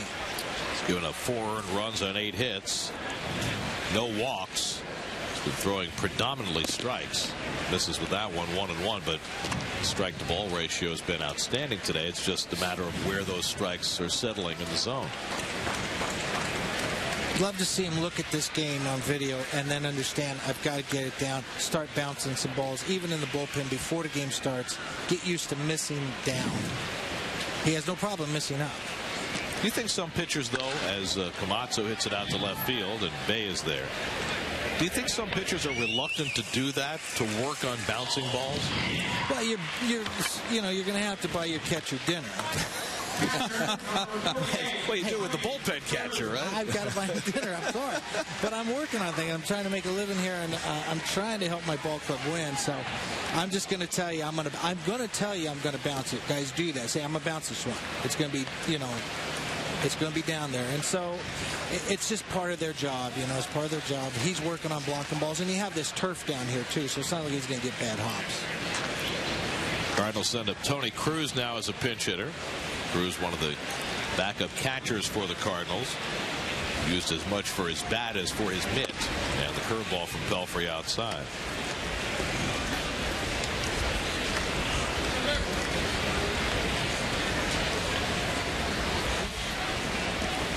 Well, you got the switch hitting for Call on deck. And then you've got Descalzo, who's a left-hand hitter, so Edgin getting ready in the bullpen in case Descalzo comes up, because that's the kind of spot Terry wants to find. Get as much of a look at Josh Edgin as he can to see whether he can be that situational lefty. Tim Burdack is making great progress coming back from the meniscus surgery he had last week, but probably won't be ready opening day. The Mets might even think about, even if Burdack is ready, keeping a second lefty, particularly now that it looks like DJ Carrasco may not be ready for opening day. I think it frees your manager up to make moves if you've got 2 lefties out there. He doesn't feel like he's burning them in the 5th, 6th, 7th, whatever it may be. He's still got him for that big out in the 8th, perhaps. Still got another one. Scott Hairston waiting for his oblique to be ready. Shouldn't be too far away. Here's a 2-1, and Cruz takes it wide. 3 balls and a strike.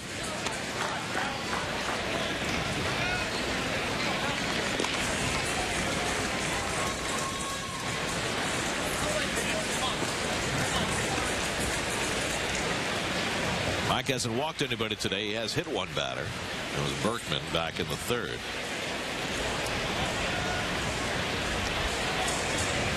See if Green is running here. He is. And that'll cost the Mets the double play. 2 out, but Green safe at second, going on the 3-1 pitch.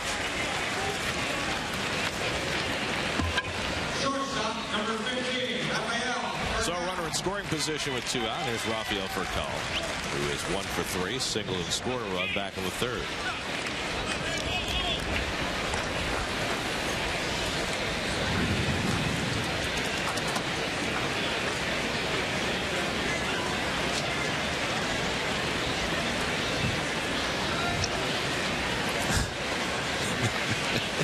If you got it, you might as well play with it, right? Fly caught by Davis to end the inning. Well, that saved a run. Like Davis with a nice leaping grab. Another Hernandez-esque play. What's going on here?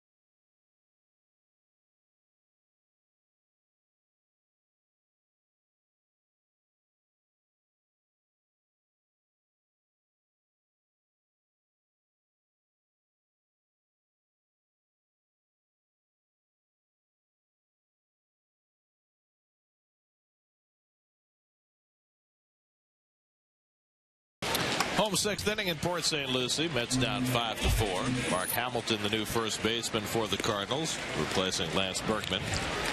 Matt Dendecker leads off against J.C. Romero and brings the third baseman Descalzo charging.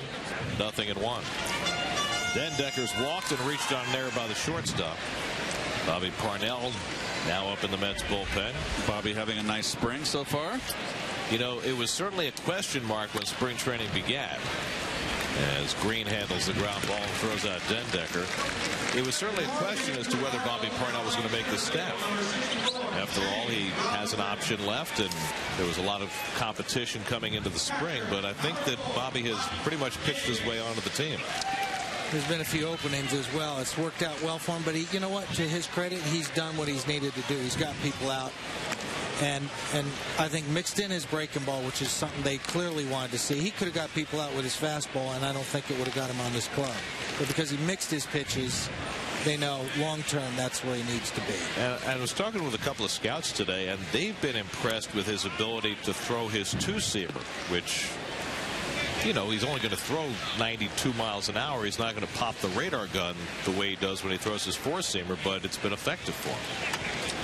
You know, we've watched him throw 98 miles an hour, and it just get turned around. When it's up and straight, these guys can time anything. We've all heard that 1,000 times. Mike Nikias is grounded to short and drawn a walk 0-for-1. So Ruben Tejadas come out on deck to bat for Pelfrey.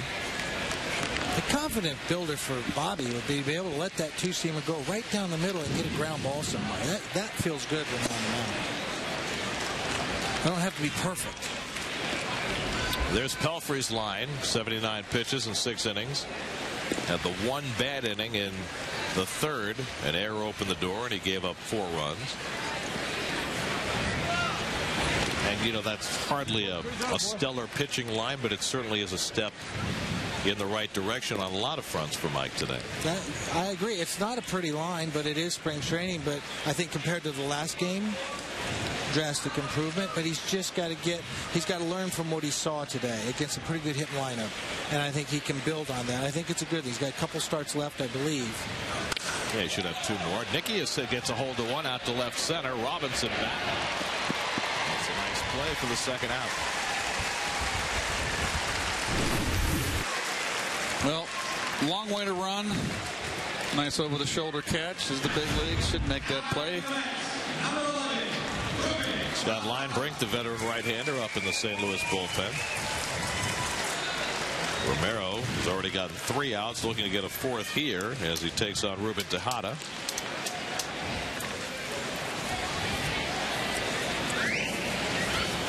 Ruben put on a little upper body strength. You can see a little thicker in the chest this year. A little bigger in the legs, too. Hit a home run here the other day. And he takes ball 1. And most importantly, he's been able to get back out on the field after a groin injury sidelined him for a week to 10 days. And so far, he and Murphy have turned a few double plays. Nothing eye-popping, but they've been able to turn the routine double plays, get the ball where each one of them wants it. The critical double plays are not so much when Murph starts them, because he's just making a feed to the shortstop. But Murph's come a long way when he has to make the pivot. He's really looking more comfortable at second base. That's a big transition there. That's not an easy position. That's asking a lot. Most important thing for Murph is to be able to make the play and get out of the way. Having been, plowed 2 years in a row and had his season come to a premature end. Well, he got the first injury. The guy slid over the bag in Buffalo. That was a little out of line. It wasn't his fault. Right. The one last year, though, he, put his left leg in jeopardy. And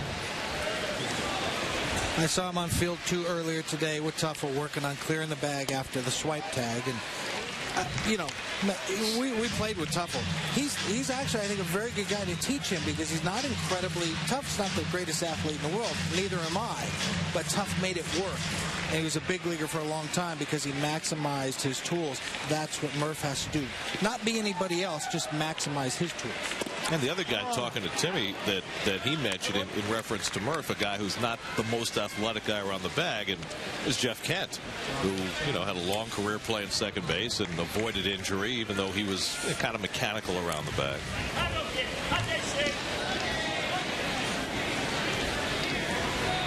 Three and 2 to Tejada, and Ruben takes ball 4. Merrill a little upset with himself. As the Mets have a 2-out base run. He's always been a guy that walks people. He's got good stuff, but I think he nibbles too much. And Mike Matheny will leave him in to face one more left-hand hitter with Valdespin coming up. Valdespin 1 for 3, singled and scored back in the first.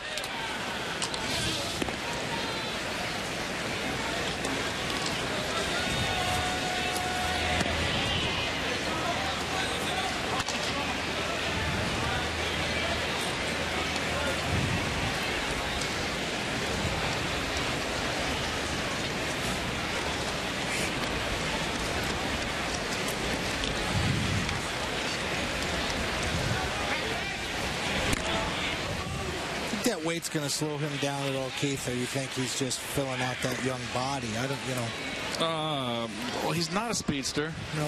I think it's all about him being able to run the marathon, be able to play as maximum amount of games as possible. You're not going to ask him to steal a lot of bases.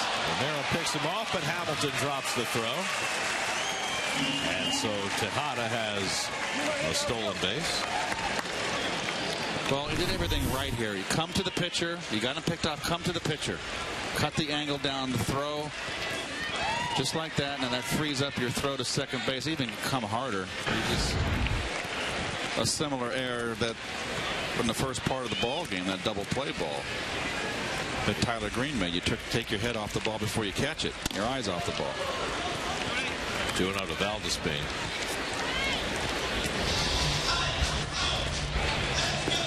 Tony Cruz now catching after coming out as a pinch hitter for the Cardinals, trying to settle down Romero, who's been a little all over the place in his inning of the third. No, it's spring training. Not that it matters, Gary, but you're a stickler for being right on dotting your I's and crossing your T's. There's only 2 errors up there for the Cardinals. That should have been their 3rd error, right? You can't charge an error. You can't charge an error? Because you can't assume that he would have made the play clean with a second base. It's a stolen base. Oh, okay. I mean, if he makes the throw to second and he throws it away, or if it's dropped, then you can charge an error. Okay. But you can't assume a play that's never made. As a former pitcher, that's nonsense. I think it should be. I agree. I think it should be E3. I really do. Now the speed walks on 4 pitches, and I think Romero might be done. Yeah, Mike Mathena's going to come out and take him out. With the right-hander Cedeno coming up, we'll bring Scott Linebrink into the game. And Alex Cora is going to come on the field as well, the former Met. So the Cardinals make a pitching change. 5-4 St. Louis in the 6th. We'll be right back.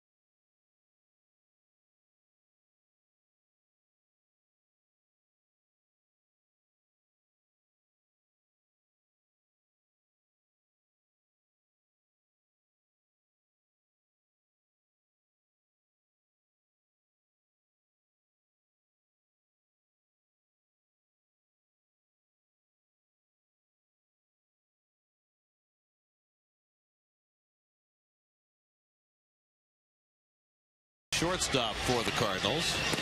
And into pitch is the 35-year-old right-hander Scott Linebrink. Well, Linebrink, a veteran, pitched last year with Atlanta. Started out in 2000 with the San Francisco Giants. Went to Houston, San Diego, where he's played the most. The White Sox, Milwaukee. He's been around. He had a couple of unbelievable years with the Padres. 04 and 05, you just couldn't hit him. And he has survived some arm trouble to forge himself a really long career. Tejada at second, Valdespin at first with 2 out. Mets down by a run in the 6th. Ronnie Cedeno is 0 for 3 on the day. And takes the first pitch slider for a strike. Cedeno's flied out twice and grounded out. That's with 4 runs and 4 hits.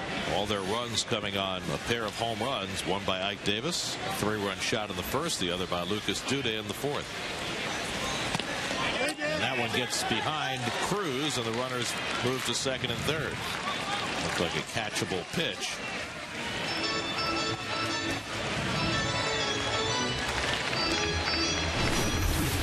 Well, how are we going to score it up here?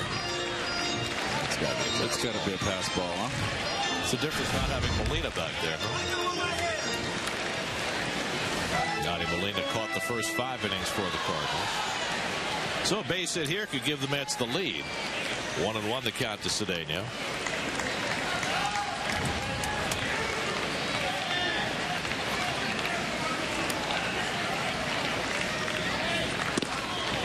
And that one sits high. 2 balls and a strike.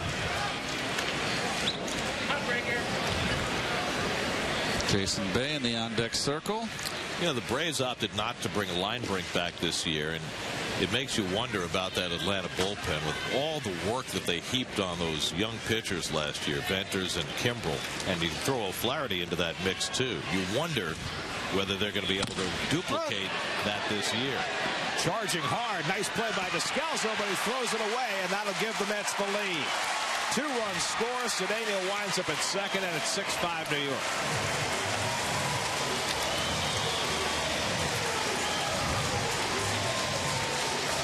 Well, it's been a day of throwing the ball around. And another throw goes awry.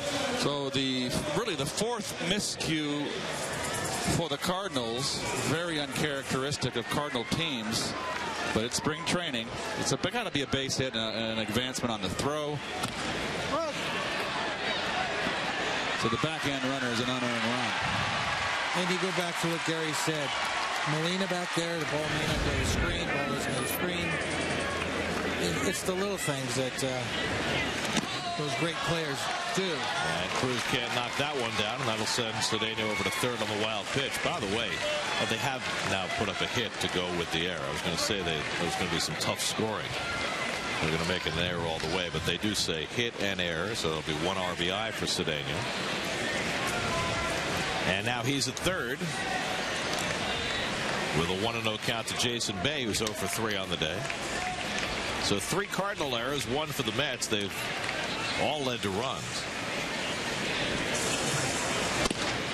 And the fastball from Linebrink misses, 2-0.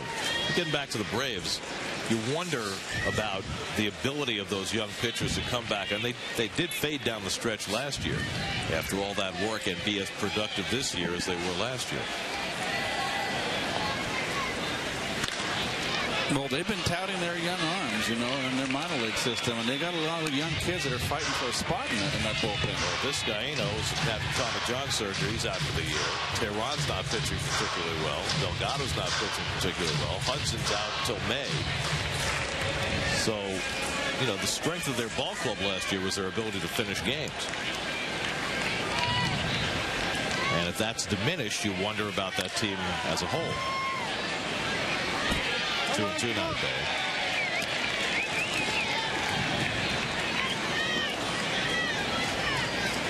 Of course, when they stopped finishing games late in the year, the whole team collapsed. Because their starters were pretty good coming down the stretch. And they had a guy like Delgado step in, made, 5 starts for them down the stretch and pitched very well. And the breaking ball got him. Jason Bay is struck out to end the inning, but the Mets scratch out a couple of runs and lead 6-5 after 6.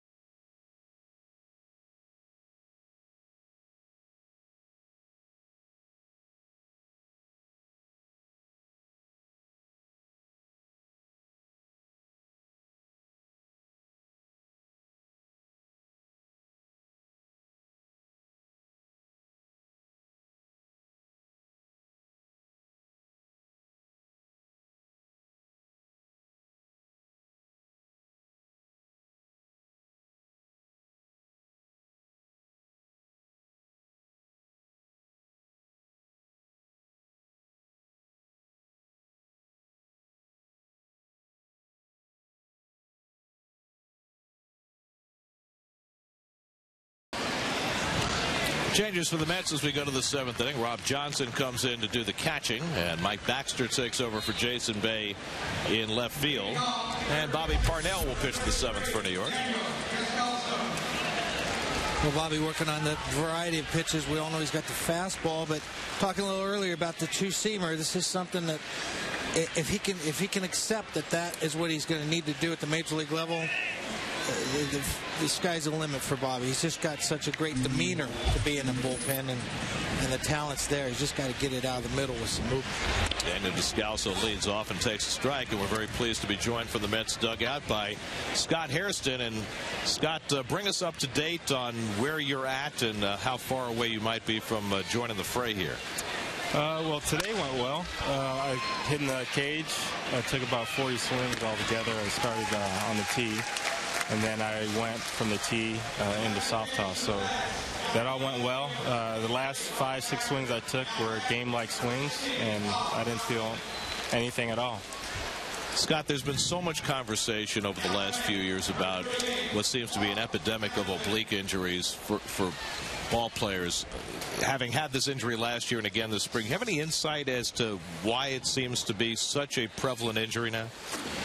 Well, I can only speak for myself. I think the underlying issue was the lack of my flexibility in my core. And I think my hips are pretty wound up tight, at least they were. And when I was rotating, when I was hitting, the lack of flexibility there was putting a lot of strain and stress on my oblique. And I think now that I'm focusing more on my flexibility there in my hips, it's starting to free up my oblique, and it feels a lot better. Now that all the other players throughout the league, I don't know, it could be personal, it could be workouts, who knows. Scott, what is your regimen for your obliques? How many, let's just say in a week, how many days do you focus on it, and what do you do? What exercises do you do for your obliques? Right now, we're doing some resistant training, and that's working to build up the muscle there, and a lot of treatment. We're doing ice and stim and doing those things. But I think the most important thing earlier on was rest, so it can heal. Scott, last year, your spring training got off to a great start, and your season didn't, and it took you a couple of months to get in the groove, and then you were a very dangerous bat off the bench for the rest of the year. Is there anything that you did in the offseason to try and prepare to get off to a better start this year, and does that get negated from missing most of spring training? Well, each year is different. You know, I think last year I was getting more at-bats on a regular basis in spring training. And once the season starts, obviously the game changes. And so we all have to assume our roles once the season starts. Throughout the spring, I was getting a lot of starts when I was playing. And you're able to get into a better groove that way. And throughout the season, my role was to come off the bench and get a pinch hit or come in a double switch. So it's different. And you know, I really didn't think too much about it in the offseason. I was just trying to get in great shape and prepare for the season. Scott, thanks very much. We'll look forward to seeing you back out on the field. All right, Scott Hairston joining us from the Mets dugout as we go to the bottom of the 7th.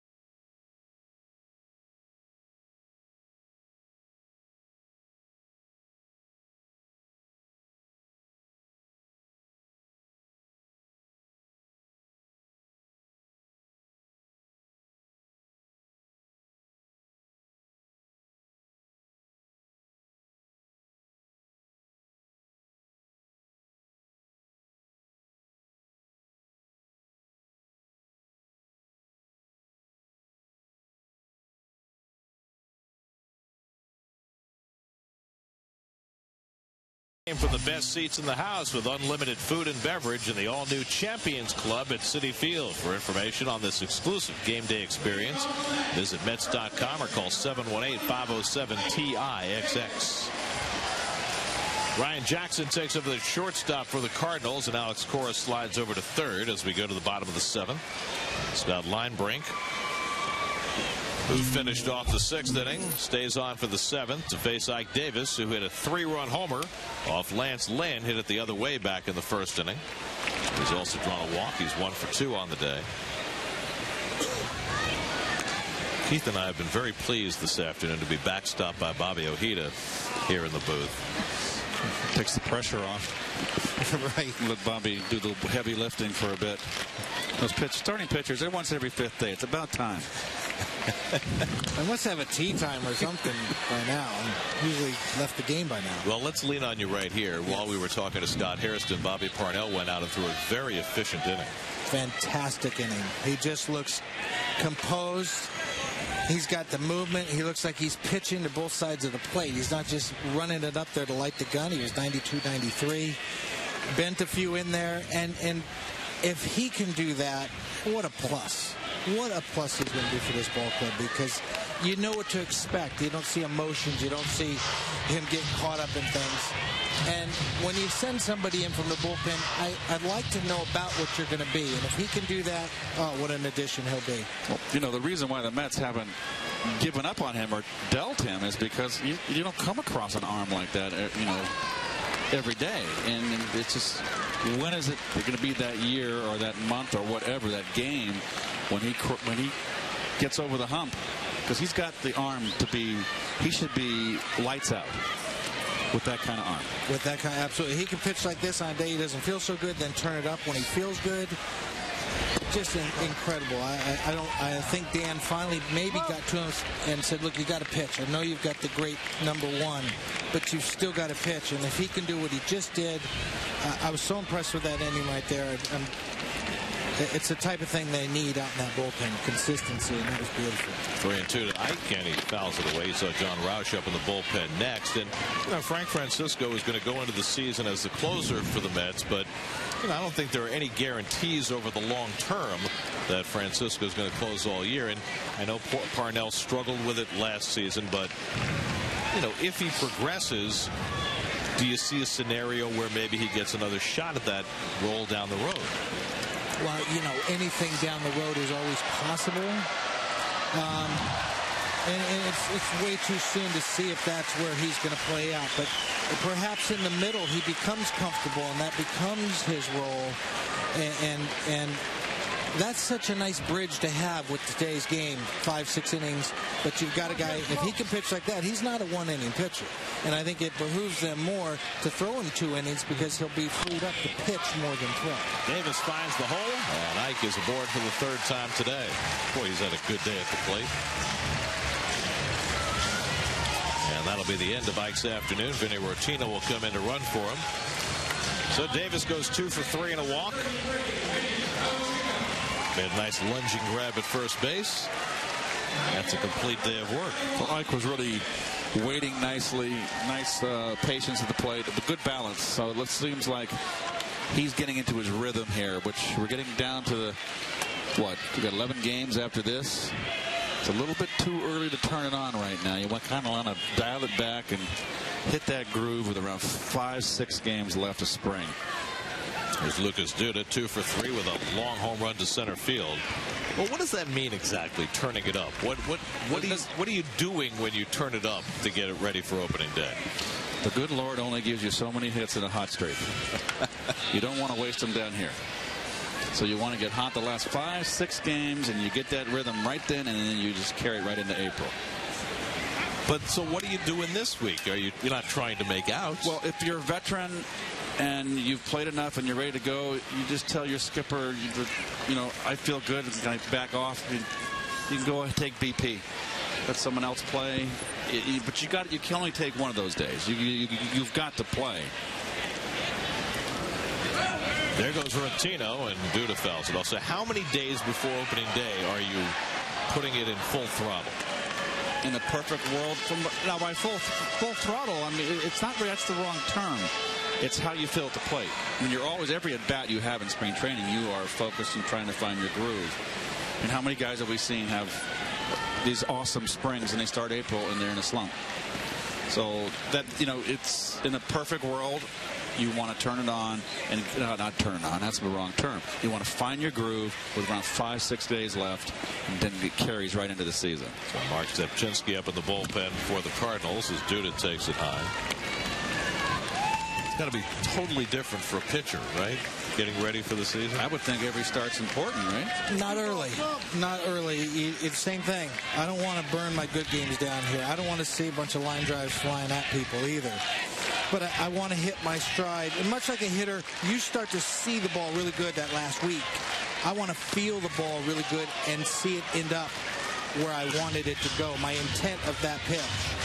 If I'm hitting my intended spot, I feel good. Now I've turned it up. Every pitch I'm trying to accomplish something. Every pitch can win or lose me a ball game. So if the intent of my pitch is executed, I feel good. I want to go north with that. The wins will come if I have that going for me when I leave. And another thing too, Gary, is that the box scores in the paper are very sterile. They don't tell the true story. And Bobby can go out there and give up 5 runs, and they're all dorks and bleeders, and they just chinked them. And he's had a good outing. He feels like he's had a good outing. I can hit 4 line drives and go 0 for 4, and I'm feeling good about that day.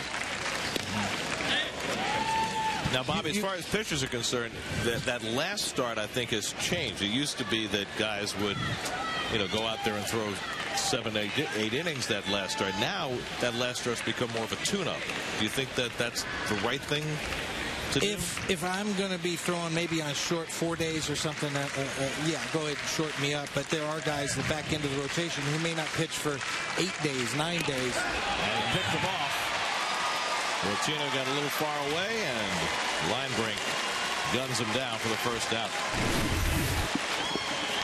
Well, he took the one step the other way. He was looking to steal, and he got caught. But Gary, back to my point is if I have my last 4 games and I swung the bat well and maybe there's no hits, I know me. In the paper, someone will say, or they'll go, well, Hernandez hit 220 for spring training. He had a bad spring. No. I'm ready to go. I feel great. I can't wait to get to opening day. There's a feel when you board the plane to head north. There's a feel that the bell has rung, and each individual guy knows if I'm where I need to be, and that's that confident feeling you have coming out of here. So like Keith is saying, he knows his hits are going to find holes when he's hitting everything on, in the sweet spot. And I know the wins are going to come if I'm there. There's a feel on that plane heading north that is wonderful. You want to get here to spring, but when you're heading north to play for keeps, that's invigorating in and of itself. Justin Turner's 0 for 3 on the day. But that's really always true, isn't it? That it's not just what it says in the box score. It's more how you feel. If you hit 4 line drives and they're caught, you know you're in the right spot, whether it's March or August, right? The only time it has more effect and negative effect is if you're a young kid trying to make the ball club, even though you're throwing a 220 batting average. Well, our rookie first baseman, they only hit 220 in spring. When you're a veteran, you don't care about the 220. And Turner gets nicked by the pitch, something he became accustomed to last year. And that completely changes once you're playing for real, because Keith, if he's got second and third 2 outs and he drops one over third baseman's head that blew his bat up, he's thrilled. He can care less. That's a knock. 2 RBIs come in and we might win. I can give up 27 line drives, and if they're all outs, I threw a shutout, I feel good about it. It changes when it matters, when it counts. Cardinals will bring in Zepchinski to face the left-hand hitter Dendecker. 6-5 New York in the 7th. We'll be right back.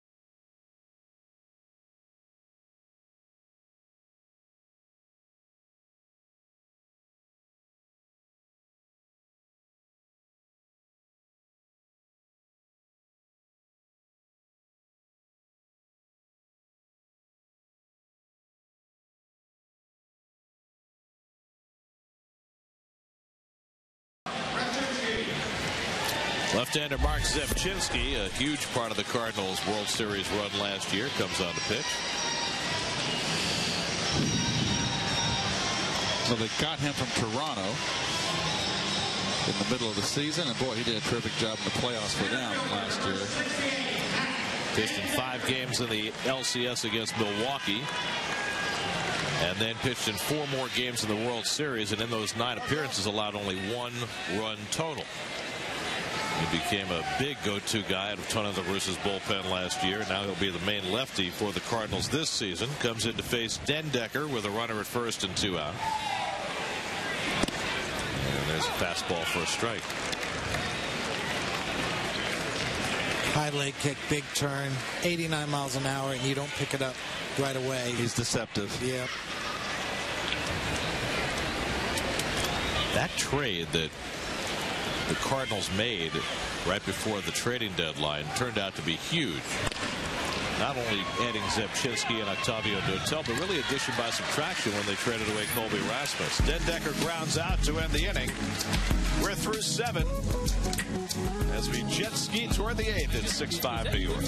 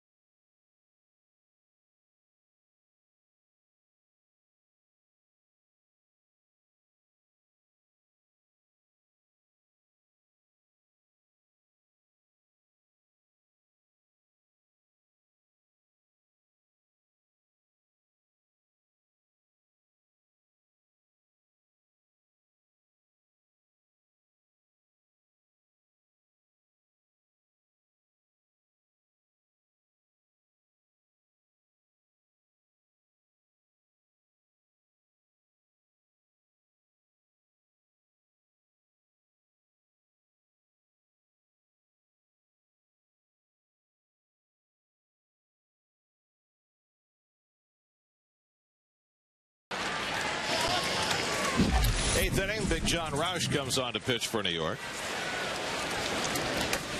And you are correct. Big John Roush, the tallest man in baseball. 6'11". It's like Nate Thurman. He doesn't look anything like Nate Thurman. Alex Cora up for the first time, leading off for the Cardinals in the 8th inning. Nate played with Al Attles, right? Yes. With the Warriors? He came up with Wilt Chamberlain. Nate Thurman was 6'11" and played forward when Chamberlain was a center for the San Francisco Warriors. So when you had Guy Rogers and Al Attles and Tom Meschery. Slapped to shortstop and off the bare hand of Cedeno. Wow.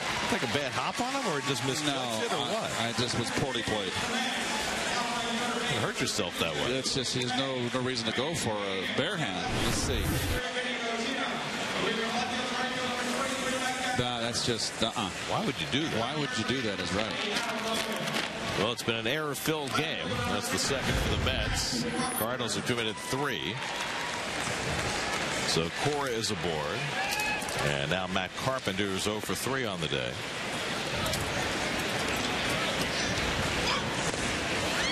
Drops down the bunt. And Roush off the mound to play it. 1-3 on the sacrifice, moving the tying run to second.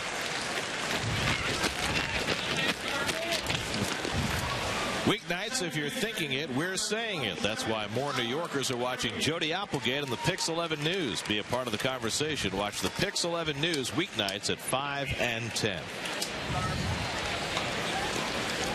Now Tyler Green, who's had a nice day at the plate. Singled and doubled. He's also reached on an error, 2 for 3. Green, former first-round draft pick by the Cardinals out of Georgia Tech.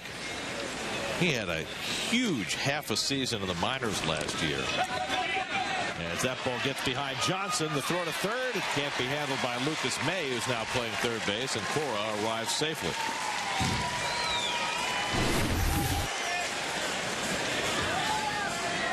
Well, it's just didn't get the glove. He thought he had a chance to catch it, and the backhand is always dangerous. You wonder, is that a catcher just unfamiliar with the guy that he's catching, not to know that ball's going to bounce? The break on it absolutely is an adjustment, but this is a great test for John. He's had not the greatest spring, but he's had to adjust to a new ball club, new surroundings. He's one of those guys where right now you'd like to see him hit his stride. This situation, run on third, 1 out, love to see him have a confidence boost and get out of this thing, leaving that 10-pin stuck over there. And the Mets are going to try to protect this lead, and I agree. Infield in. Behind 2-0, and Green loses the bat as he fouls it back. That, my friends, is a hack. And John's a pitcher. He's a big, strong guy. He's a pitcher. And sometimes it takes, with all the adjustment, it takes a little bit of time. So he's got 11 games or so left to find his stride. He's another important part in that bullpen. So really like to see him settle in right here and leave, get a little confidence boost. Even though you're a veteran, you still want to feel good about yourself. So Josh edging up again in the bullpen. But tell me, if you're not a strikeout pitcher and you're in a strikeout situation, how do you approach this as he falls behind 3-1? Well, in this instance, I'm behind 3-1. I can't give in to him. I can't give up the sac fly. So I'm pitching with an intent. The strikeout may not happen, but if I get a soft ground ball, I leave him there. I did my job. Slider on the corner, and it's 3-2. So he didn't give in. Didn't give in. There's that little breaking ball out there. If he swings, comes off it a little bit, it's an infield ground ball. This is the money pitch. This is, I really, really love seeing an execute pitch right here. Yes. Oh, just missed. Nice try. Nice try, right. So an error, a sacrifice, a wild pitch, and now a walk, and the Cardinals have the tying and lead runs on base. Now, do you keep the corners in, or do you play back for 2? Well, the other question is, you got Edgin up in the bullpen. You had him up a couple of innings ago when this spot of the batting order came up, but they're not bringing him in to face the left-hand batter. I think your spring, you want Roush to get his work. Absolutely. So they're going to play back for 2 in every position on the infield. So first and third and 1 out, and Komatsu hits it out to center, not very deep. Circling in is Dendecker. Cora is not very fast, and he won't even think about trying to tag up. Lowen has it bank off his body, but no advance. So first pitch swinging, Komatsu flies out not deep enough, and now they're 2 away.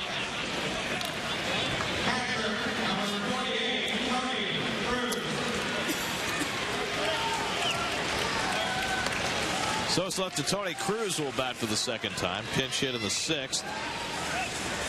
And then stayed in the game behind the plate. Had a pass ball that helped lead to a couple of runs and put the Mets in front.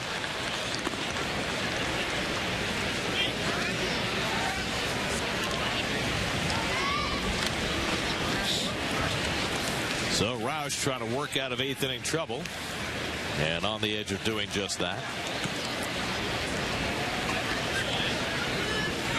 There goes the runner from first. No throw by Johnson. He'll concede the stolen base as Green is now on second, carrying the lead run.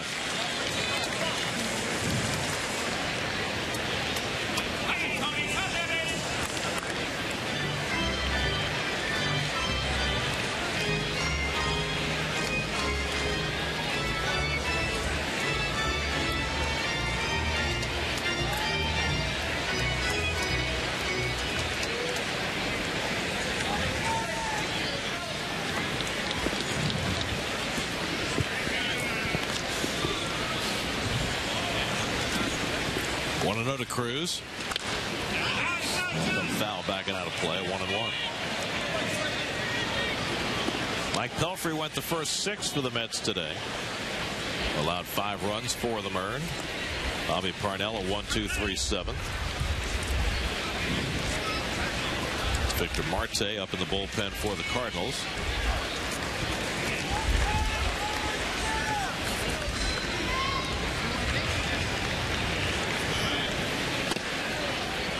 Catches the corner with that slider, and it's 1-2.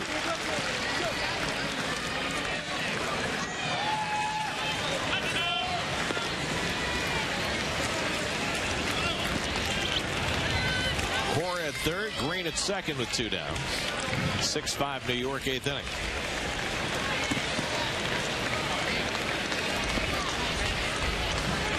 And Cruz pops it up. Johnson should have plenty of room. And that retires the side. Nice job by John Roush to get himself out of trouble. Hey, Bobby O, thanks for taking some of the pressure off us today. Oh, always a pleasure. Outstanding job. See you tonight. Yes. See you.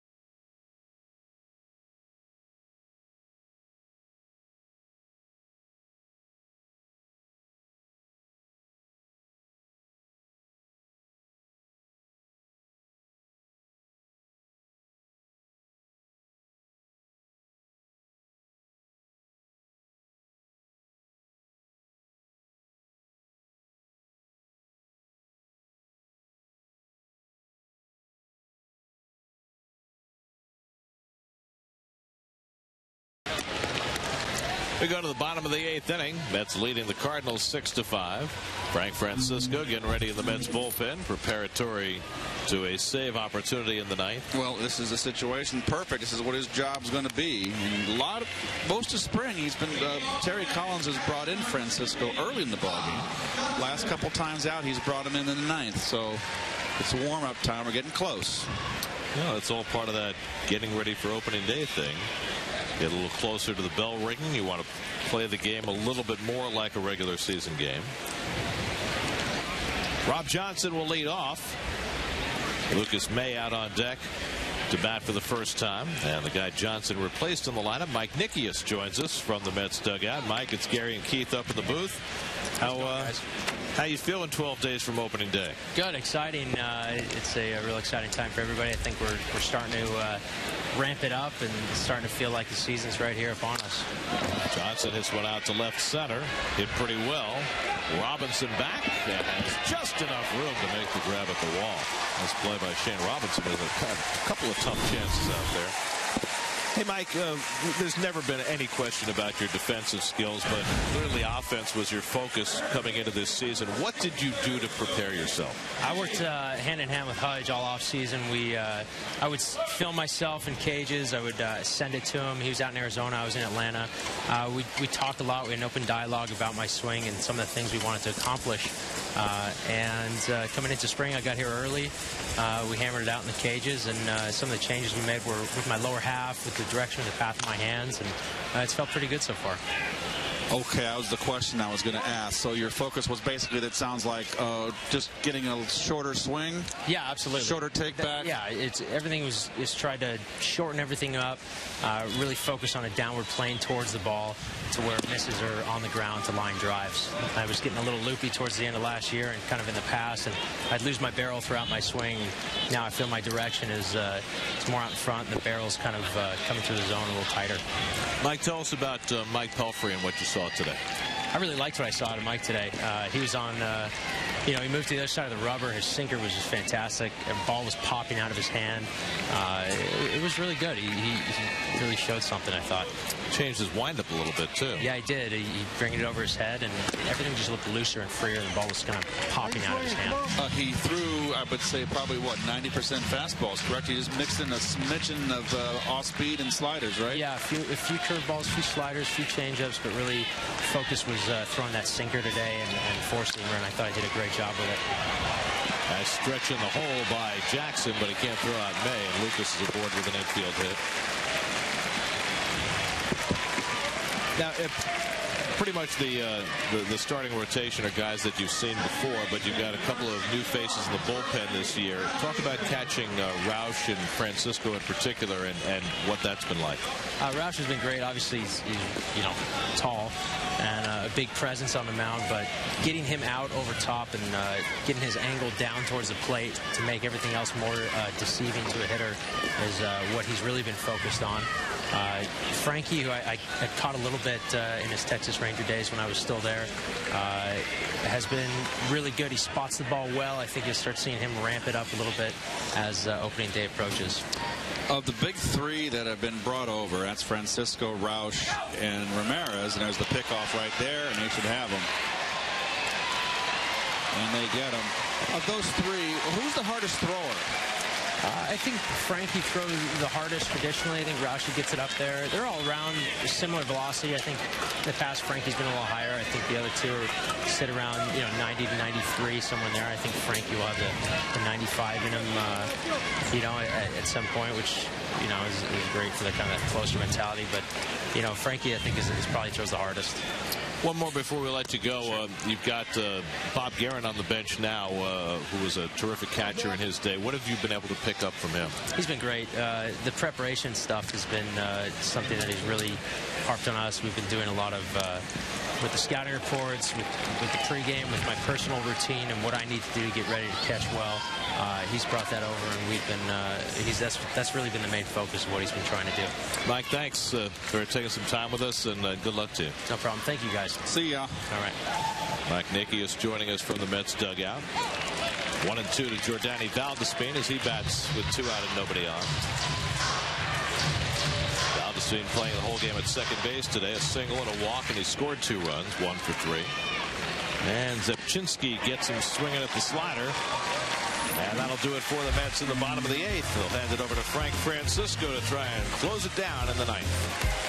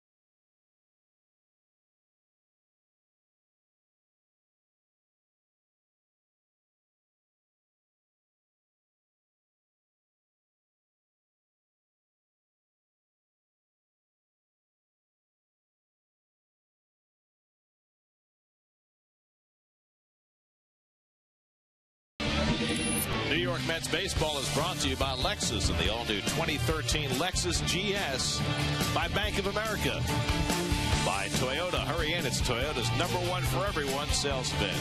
And by Time Warner Cable. Enjoy all the things you love better, all from Time Warner Cable. 32-year-old Frank Francisco climbs the hill on the ninth, trying to protect a 1-run lead.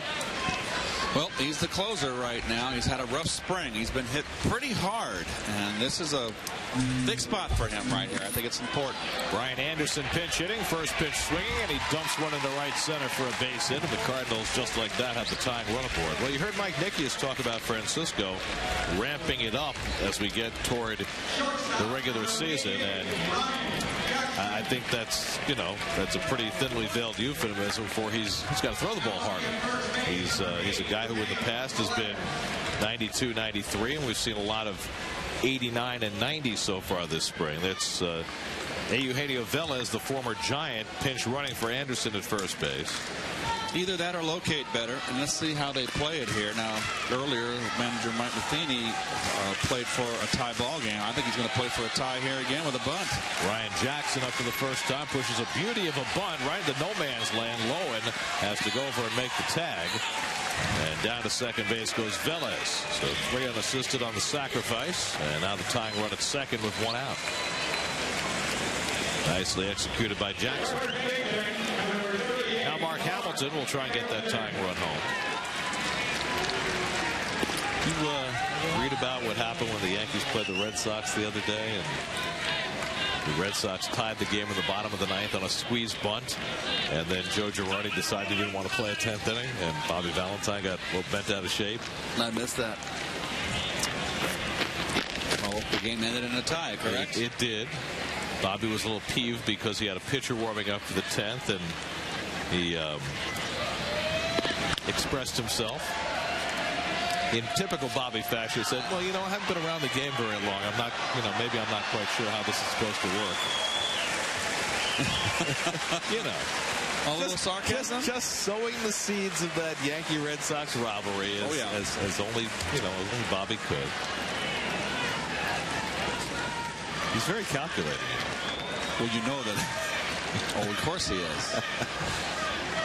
Hamilton swings and misses. Good splitter that time by Francisco, and it's 0-2. Bobby Cox had no love lost for Mr. Valentine. Those were heated. They were not friendly. Hey, Bobby is fantastic, but he knows how to get under your skin if he wants to. I'm a Bobby Valentine fan. Yeah, me too.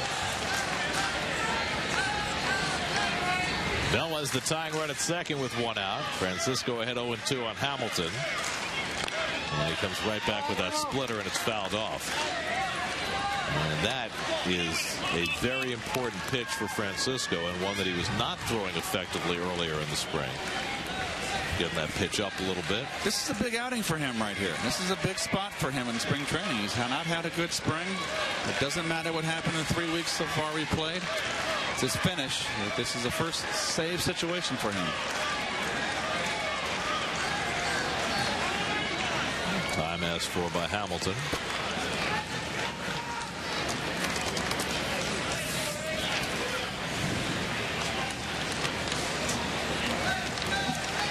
We're not on for the next couple of days, are we? We're not back until Tuesday.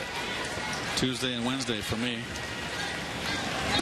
9 inside. Yeah, we have broadcast Tuesday, Wednesday, and Thursday. 3 days in a row. You're going to have Ronnie on Thursday. Ronnie and I swap so I can take my cat Haji home, get him home in the house, open the house, come right back down for that Yankee game. Had a lot of cat talk here today. Got to get Haji up. You and that cat. Haji's a jet setter. Quite a team. He goes south for the winter. Like the Palm Beach story. Here's the 1-2. And Francisco throws that one right between the wickets on Rob Johnson, and that gets the tying run over to third. Didn't close the 5-hole. And so now the Cardinals a fly ball away from tying it. Now let's see what goes here. Oh, it just scooted, didn't it? That's a wild pitch. So the Mets will bring the infield in, as they did last inning when they were able to keep that tying run from scoring. Francisco would love a strikeout here. He's 2-2 to Mark Hamilton. And that That's hit in the air to left. That'll tie the game at least. Rotino back on the drop. Can't catch it. It's off his glove. Velez is in with the tying run. And at second base with a well-struck opposite field double is Mark Hamilton. And we're 6-6 in the ninth. And I think this is going to be scored a double. Oh, I would think so. Yes. It would have been an awfully tough play for Rotino. He's there, just off the tip of his glove. Another pinch runner coming up. And this one with no name on his back, so we'll have to study hard. I don't have a 91, do you? Nope. Fresh out of 91. Nope. Hopefully somebody in the truck has some idea who he is. It's certainly not Art Fern. No, he didn't make this trip. Anyway, that young man is carrying the go-ahead run at second, Mr. 91. And here's Shane Robinson up for the second time. The curveball from Francisco misses, ball one. So Francisco got ahead on Hamilton 0-2. The wild pitch sent the tying run to third, and he couldn't put him away. And Hamilton with a well-struck opposite field double to get the game even.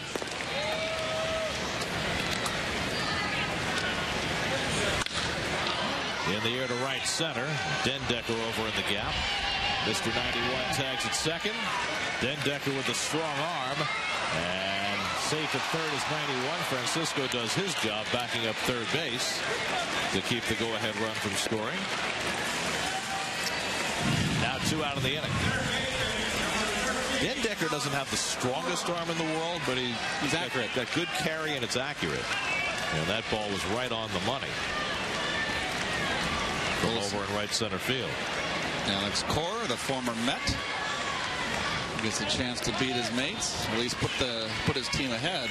Now it's 2 out. The go-ahead run is at third. Lowen is playing far back at first base. It is not beyond the realm of possibility that Alex is going to try and drag a bunt. You know Alex is a good drag bunter. Lowen now comes maybe a step or two closer, but he's still back. And there's a strike on the outside edge. Third base, May is playing even with the bag. A little more respect for the bunting ability of Cora, but you see Lowen back at first base. And Francisco was not a gazelle getting off the mound. Up and away, 1-1.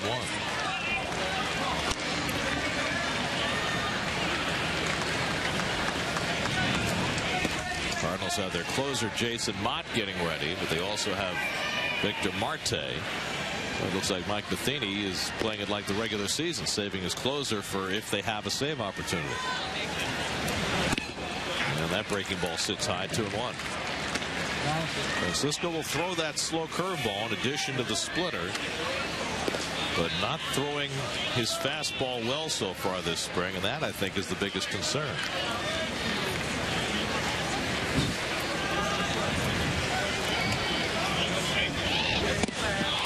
There's the splitter, and it gets the swing and miss from Cora at 2-2.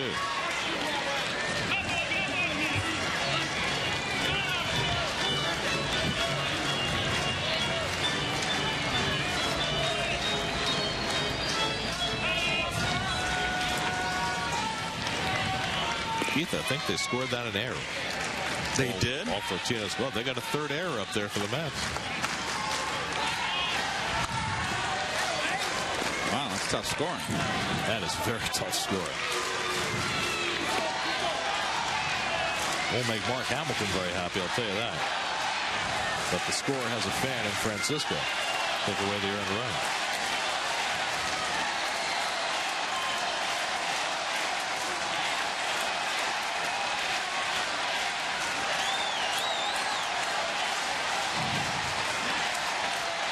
Two and 2 to Alex Cora. That misses ball 3. If Cora keeps it going, Matt Carpenter, who has played the whole game in left field, would be next.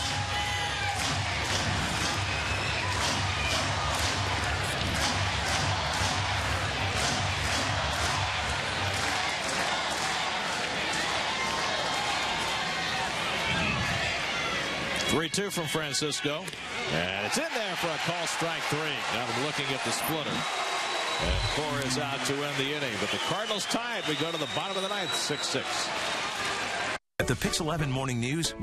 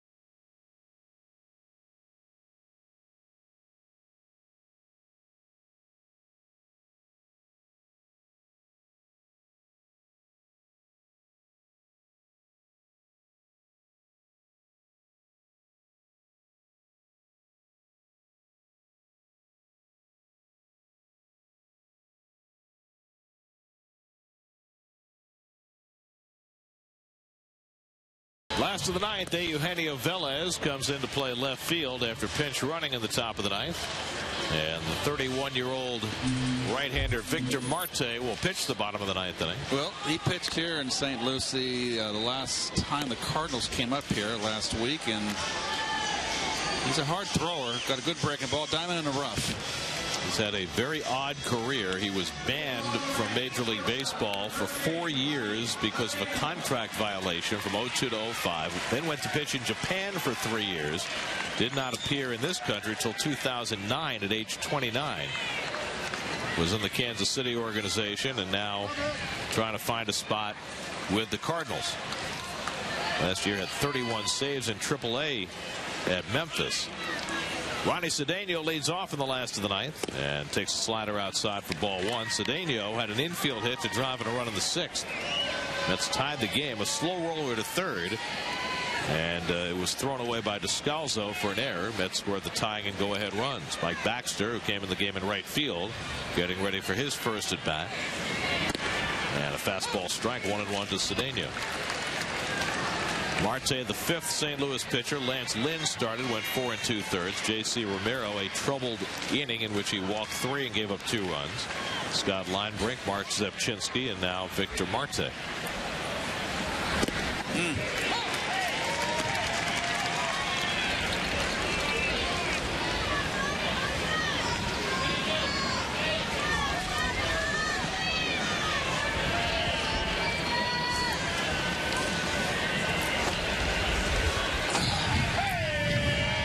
Marte ahead 1-2, and Cedeno bounces one slowly, and it goes foul.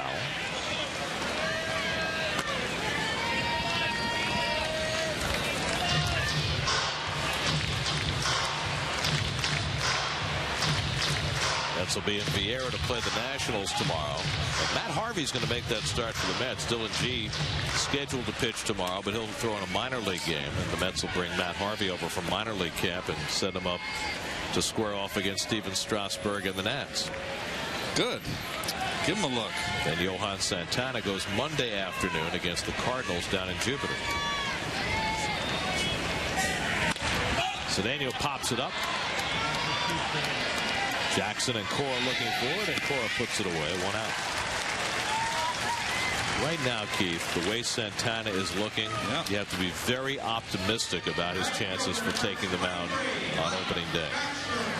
Well, his last outing was certainly impressive, and his best outing of the year, and more importantly, the one where he stretched it out to 80 pitches, even though he threw 69 during the game. He had some side work, and that's always a positive. 6 strikeouts, and didn't give up 1 run. unearned. There's Mike Baxter batting for the first time. He's had a very good spring swing of the bat, hitting at .343. And he fouls the first pitch fastball back.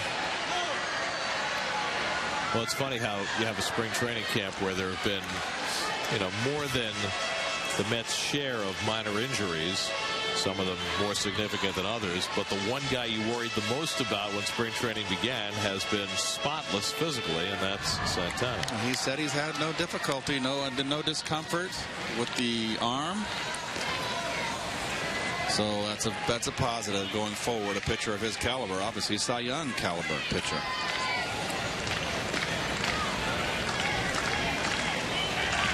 And even if he's not a Cy Young pitcher this year, even if he's not up to quite that level, just his presence in the rotation raises everybody. Well, there's the big jump in the innings pitched his last start. And so only threw 69 pitches in the 6th inning. And that's very efficient. So 69 pitches also with 6 strikeouts. Right. Well, that's, when Santana was at his best, he'd have those 4-to-1 strike to ball ratios. He just is a strike thrower.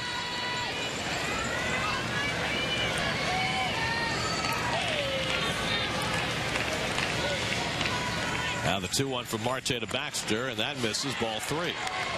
Vinny Rotino waiting on deck. Well, good pitch to hit right here.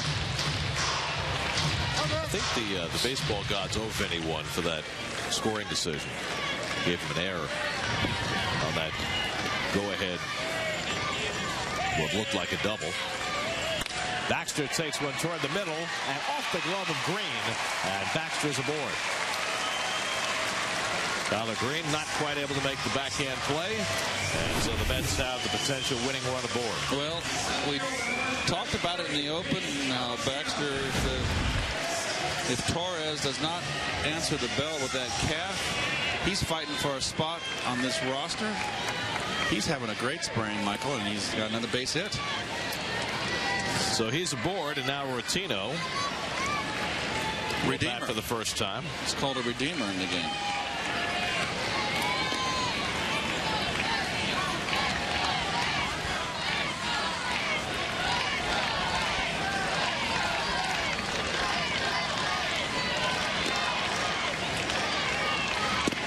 Slider drops into Rotino, 0-1. Well, it looks as though if the Mets don't score here, we'll play at least one more inning because both teams have pitchers warming up. Josh Edgin, who's been up 3 separate times now, is up in the Mets bullpen again. Adam Lowen waiting on deck. Just as I said that, Edgin unleashed a pitch about 10 feet wide of the plate down the bullpen. 1-1 now to Rotino. Here's Josh. Very impressive this spring, this young man.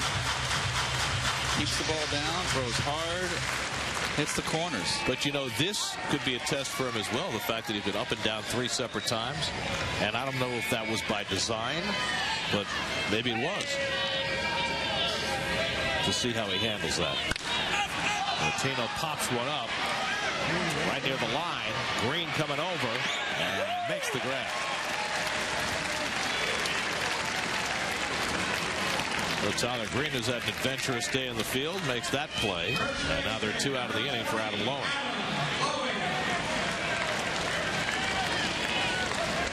Lowen ready for his first trip to the plate today. Came in to play first base. The former pitcher hitting .242 with 1 home run this spring.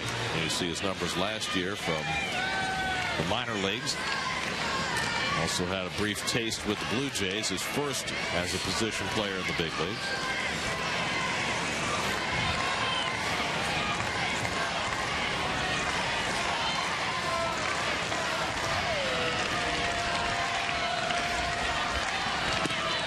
The outfield playing very deep. You want to play no doubles here with the winning run at first base. Daniel Murphy out on deck to pinch hit if Lowen keeps the inning going. And you can see how deep they're playing in the outfield. Try to prevent the double at all costs, which would score the winning run. There goes Baxter. The throw into the runner and not in time. And Baxter steals the base. So now the winning run at second base. Well, nice job. You wouldn't think that Baxter would be a guy with a green light, would you? The Mets have been doing a lot of running this spring, and sometimes it's not how much you run, it's when you run, and there's no better spot to steal the base than there. It's his fourth stolen base this spring, Gary. He hasn't been caught once. Last year, in 4 separate stops, he had 1 stolen base, but 2 years ago, he stole 22 in AAA, while in the Padres organization. 1-1 to Lowen, foul back, and now it's a ball on 2 strikes.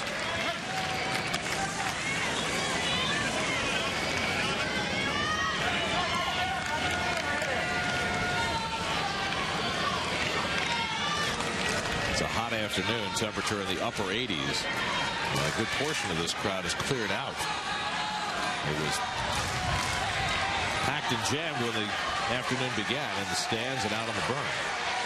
Not so much now. Here's the 1-2. Check swing, and apparently he held it in time. 2-2 to Lowen.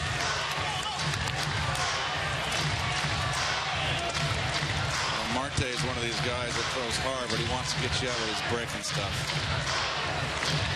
He wants to trick you.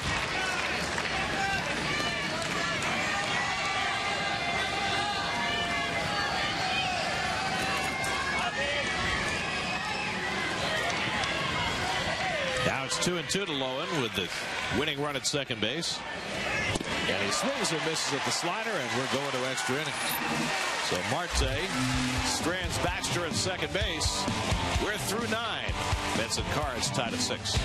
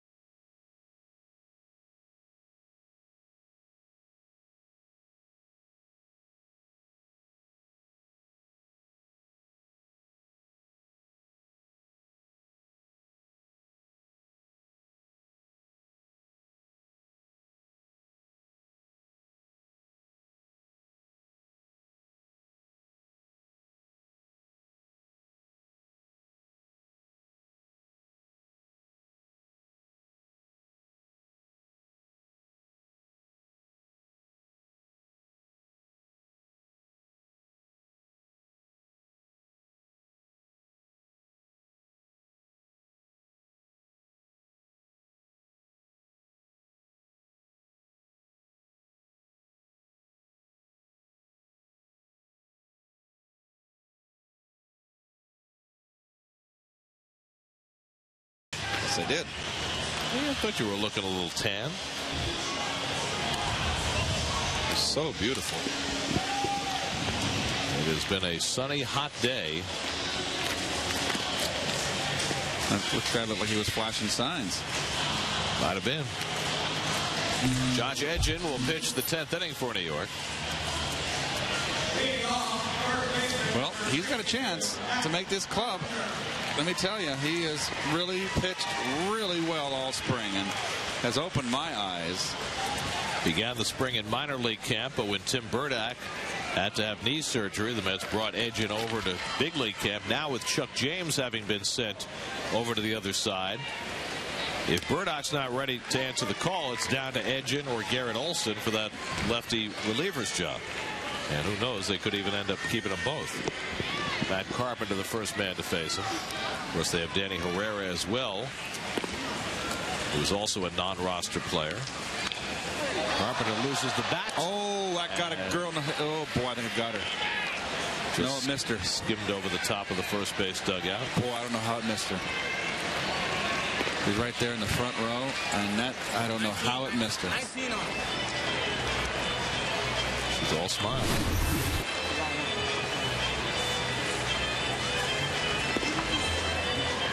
And duck. Well-timed duckage. Nice job with that cameraman right there. Very quick. We've got the best. Despite the director in the truck. Well, Bill Webb's back in business. That's what I heard. Did he leave? He had some time off. He doesn't work extra innings, does he? In spring? If we do, he does. 0-2 to Carpenter with Tyler Green on deck. And Edgin misses away. Josh Edgin began his college career at Ohio State, and after 2 years, he transferred to a Division II program at Francis Marion in South Carolina, and it was from there that the Mets drafted him in the 30th round. Pulled down to first, and playing along the line is Lowen, there to make the play on Carpenter, 1 out. Nice play by Mr. Lowen. Stayed in front. Ball came up on him, but that's when it helps to be 6'6". Jason Mott on your right is the Cardinals closer. He's up alongside Richard Castillo, wearing the number 96. See, we didn't know who 91 was, but 96, we know. You know what that means? When you have 2 pitchers up in the 10th inning? It means there might be an 11th. We are here for the duration. Well, I don't know this because the Mets don't have another pitcher up, at least not as of yet. Here's Tyler Green. He's played the whole game at second base. 2 hits, a walk. He's reached on an error. He's scored a run. He's stolen a base. Let's see who's down there. Danny Herrera is there. So he can pitch. And that would be apparently the next and final choice. Edgin falls behind 2-0. Everybody who watches Josh Edgin says even if he doesn't make the opening day roster this year, that he is going to come very quickly for a guy who has not pitched above A ball in his minor league career. And that's why.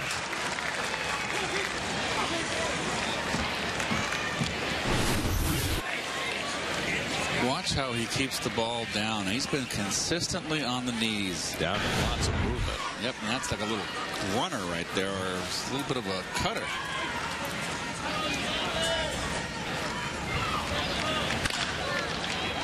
Valdespin slides over and throws out Green by half a stride for the second out.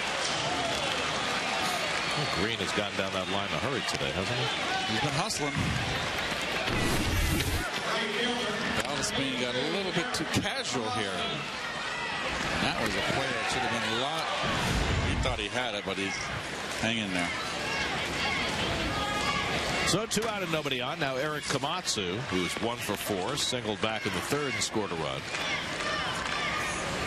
Komatsu, the Rule 5 draft pick out of the Nationals organization, so he either needs to stick or be offered back to Washington.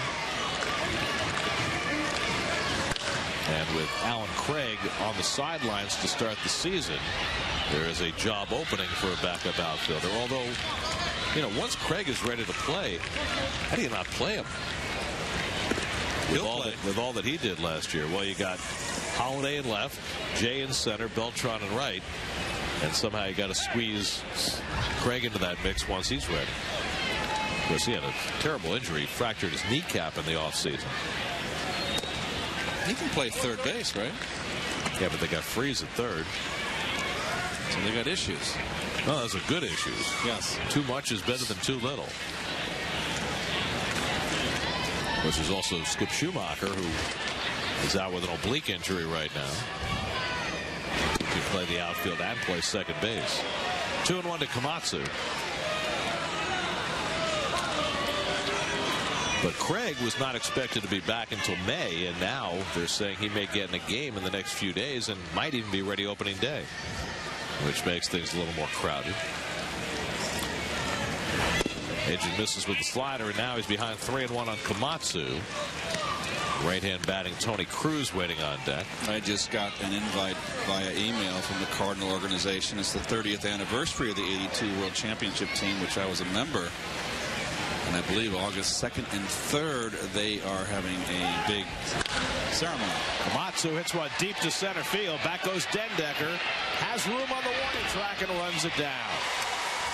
400-foot fly ball by Komatsu settles in Dendecker's glove to the bottom of the 10th, tied at 6.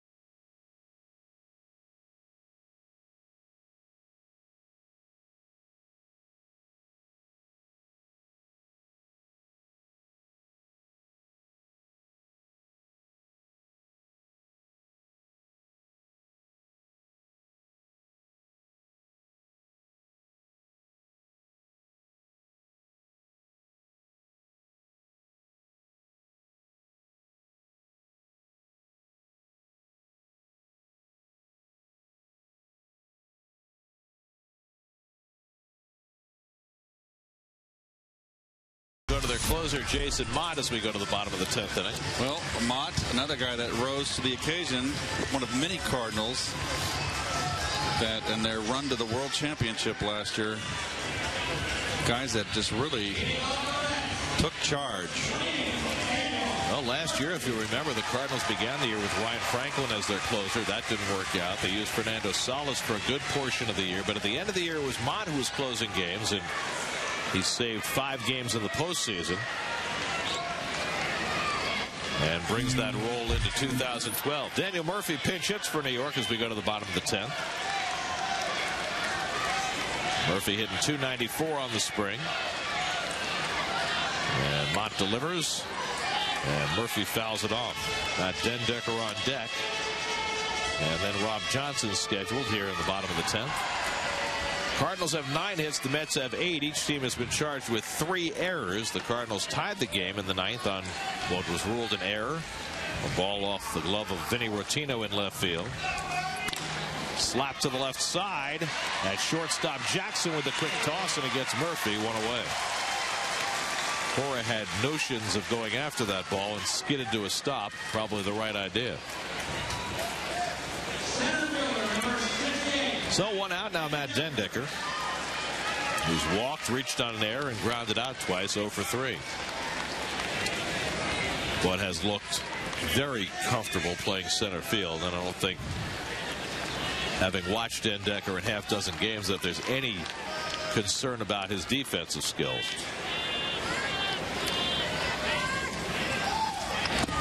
But, you know, you're right, Keith, about Dendecker bulking up. He definitely is. He got a lot bigger. Much broader than he was last year. Hit 17 home runs in the minors last season. That wasn't really the concern. The concern was the number of strikeouts.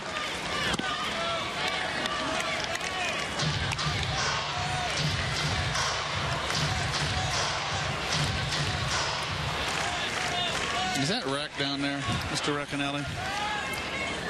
I believe it was down in the bullpen. He's looking for a baseball, but Danny Herrera's relaxing. Now, I've seen Rack throw batting practice. I've never seen him throw in a game. There's Dave Raccanelli, sporting a new number this year, trying to stay incognito.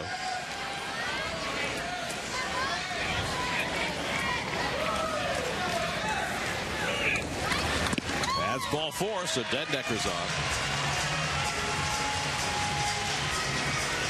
4-pitch walk from Mott.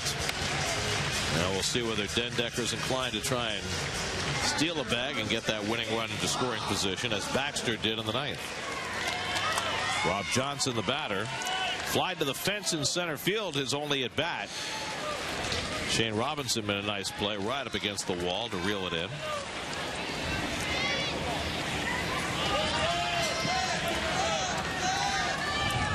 Den Decker, 24 stolen bases last year in the minor leagues.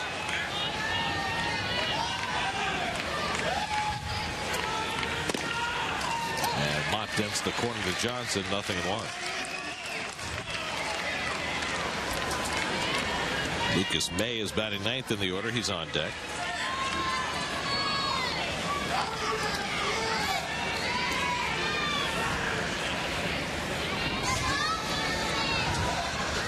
And a pitch out. Den Decker bluffed as though he was going to take off, but it's not the world's greatest pitch out. Some tough flashing signs. Are we ever going to get back or away from the World Series decided by who wins the All-Star game and getting back to alternating year in, year out? I don't think anybody's going to get in their private jet and fly to the ESPYs anymore. There goes Den Decker. The throw by Cruz on a hop goes into center field. Den Decker will stop at second base. He had a shot to advance to third. He didn't realize the ball got past the second baseman covering.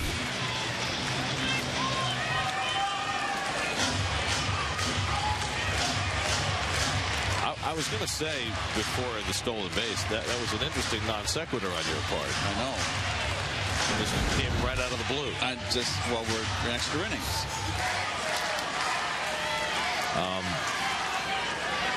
I think we should go back to the old format, to be honest with you. What's wrong with giving it to the team with the best record? Well, because it's different leagues. So what? The leagues play each other now. There's no demarcation. Okay.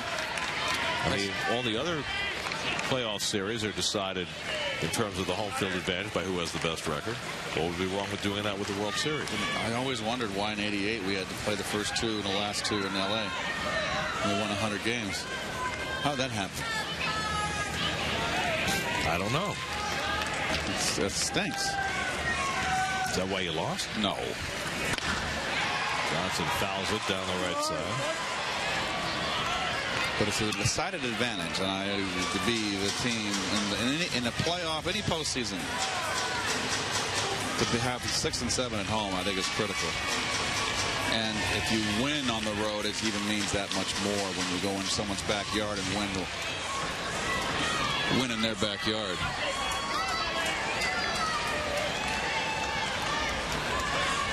Oh, and Mets need a base hit.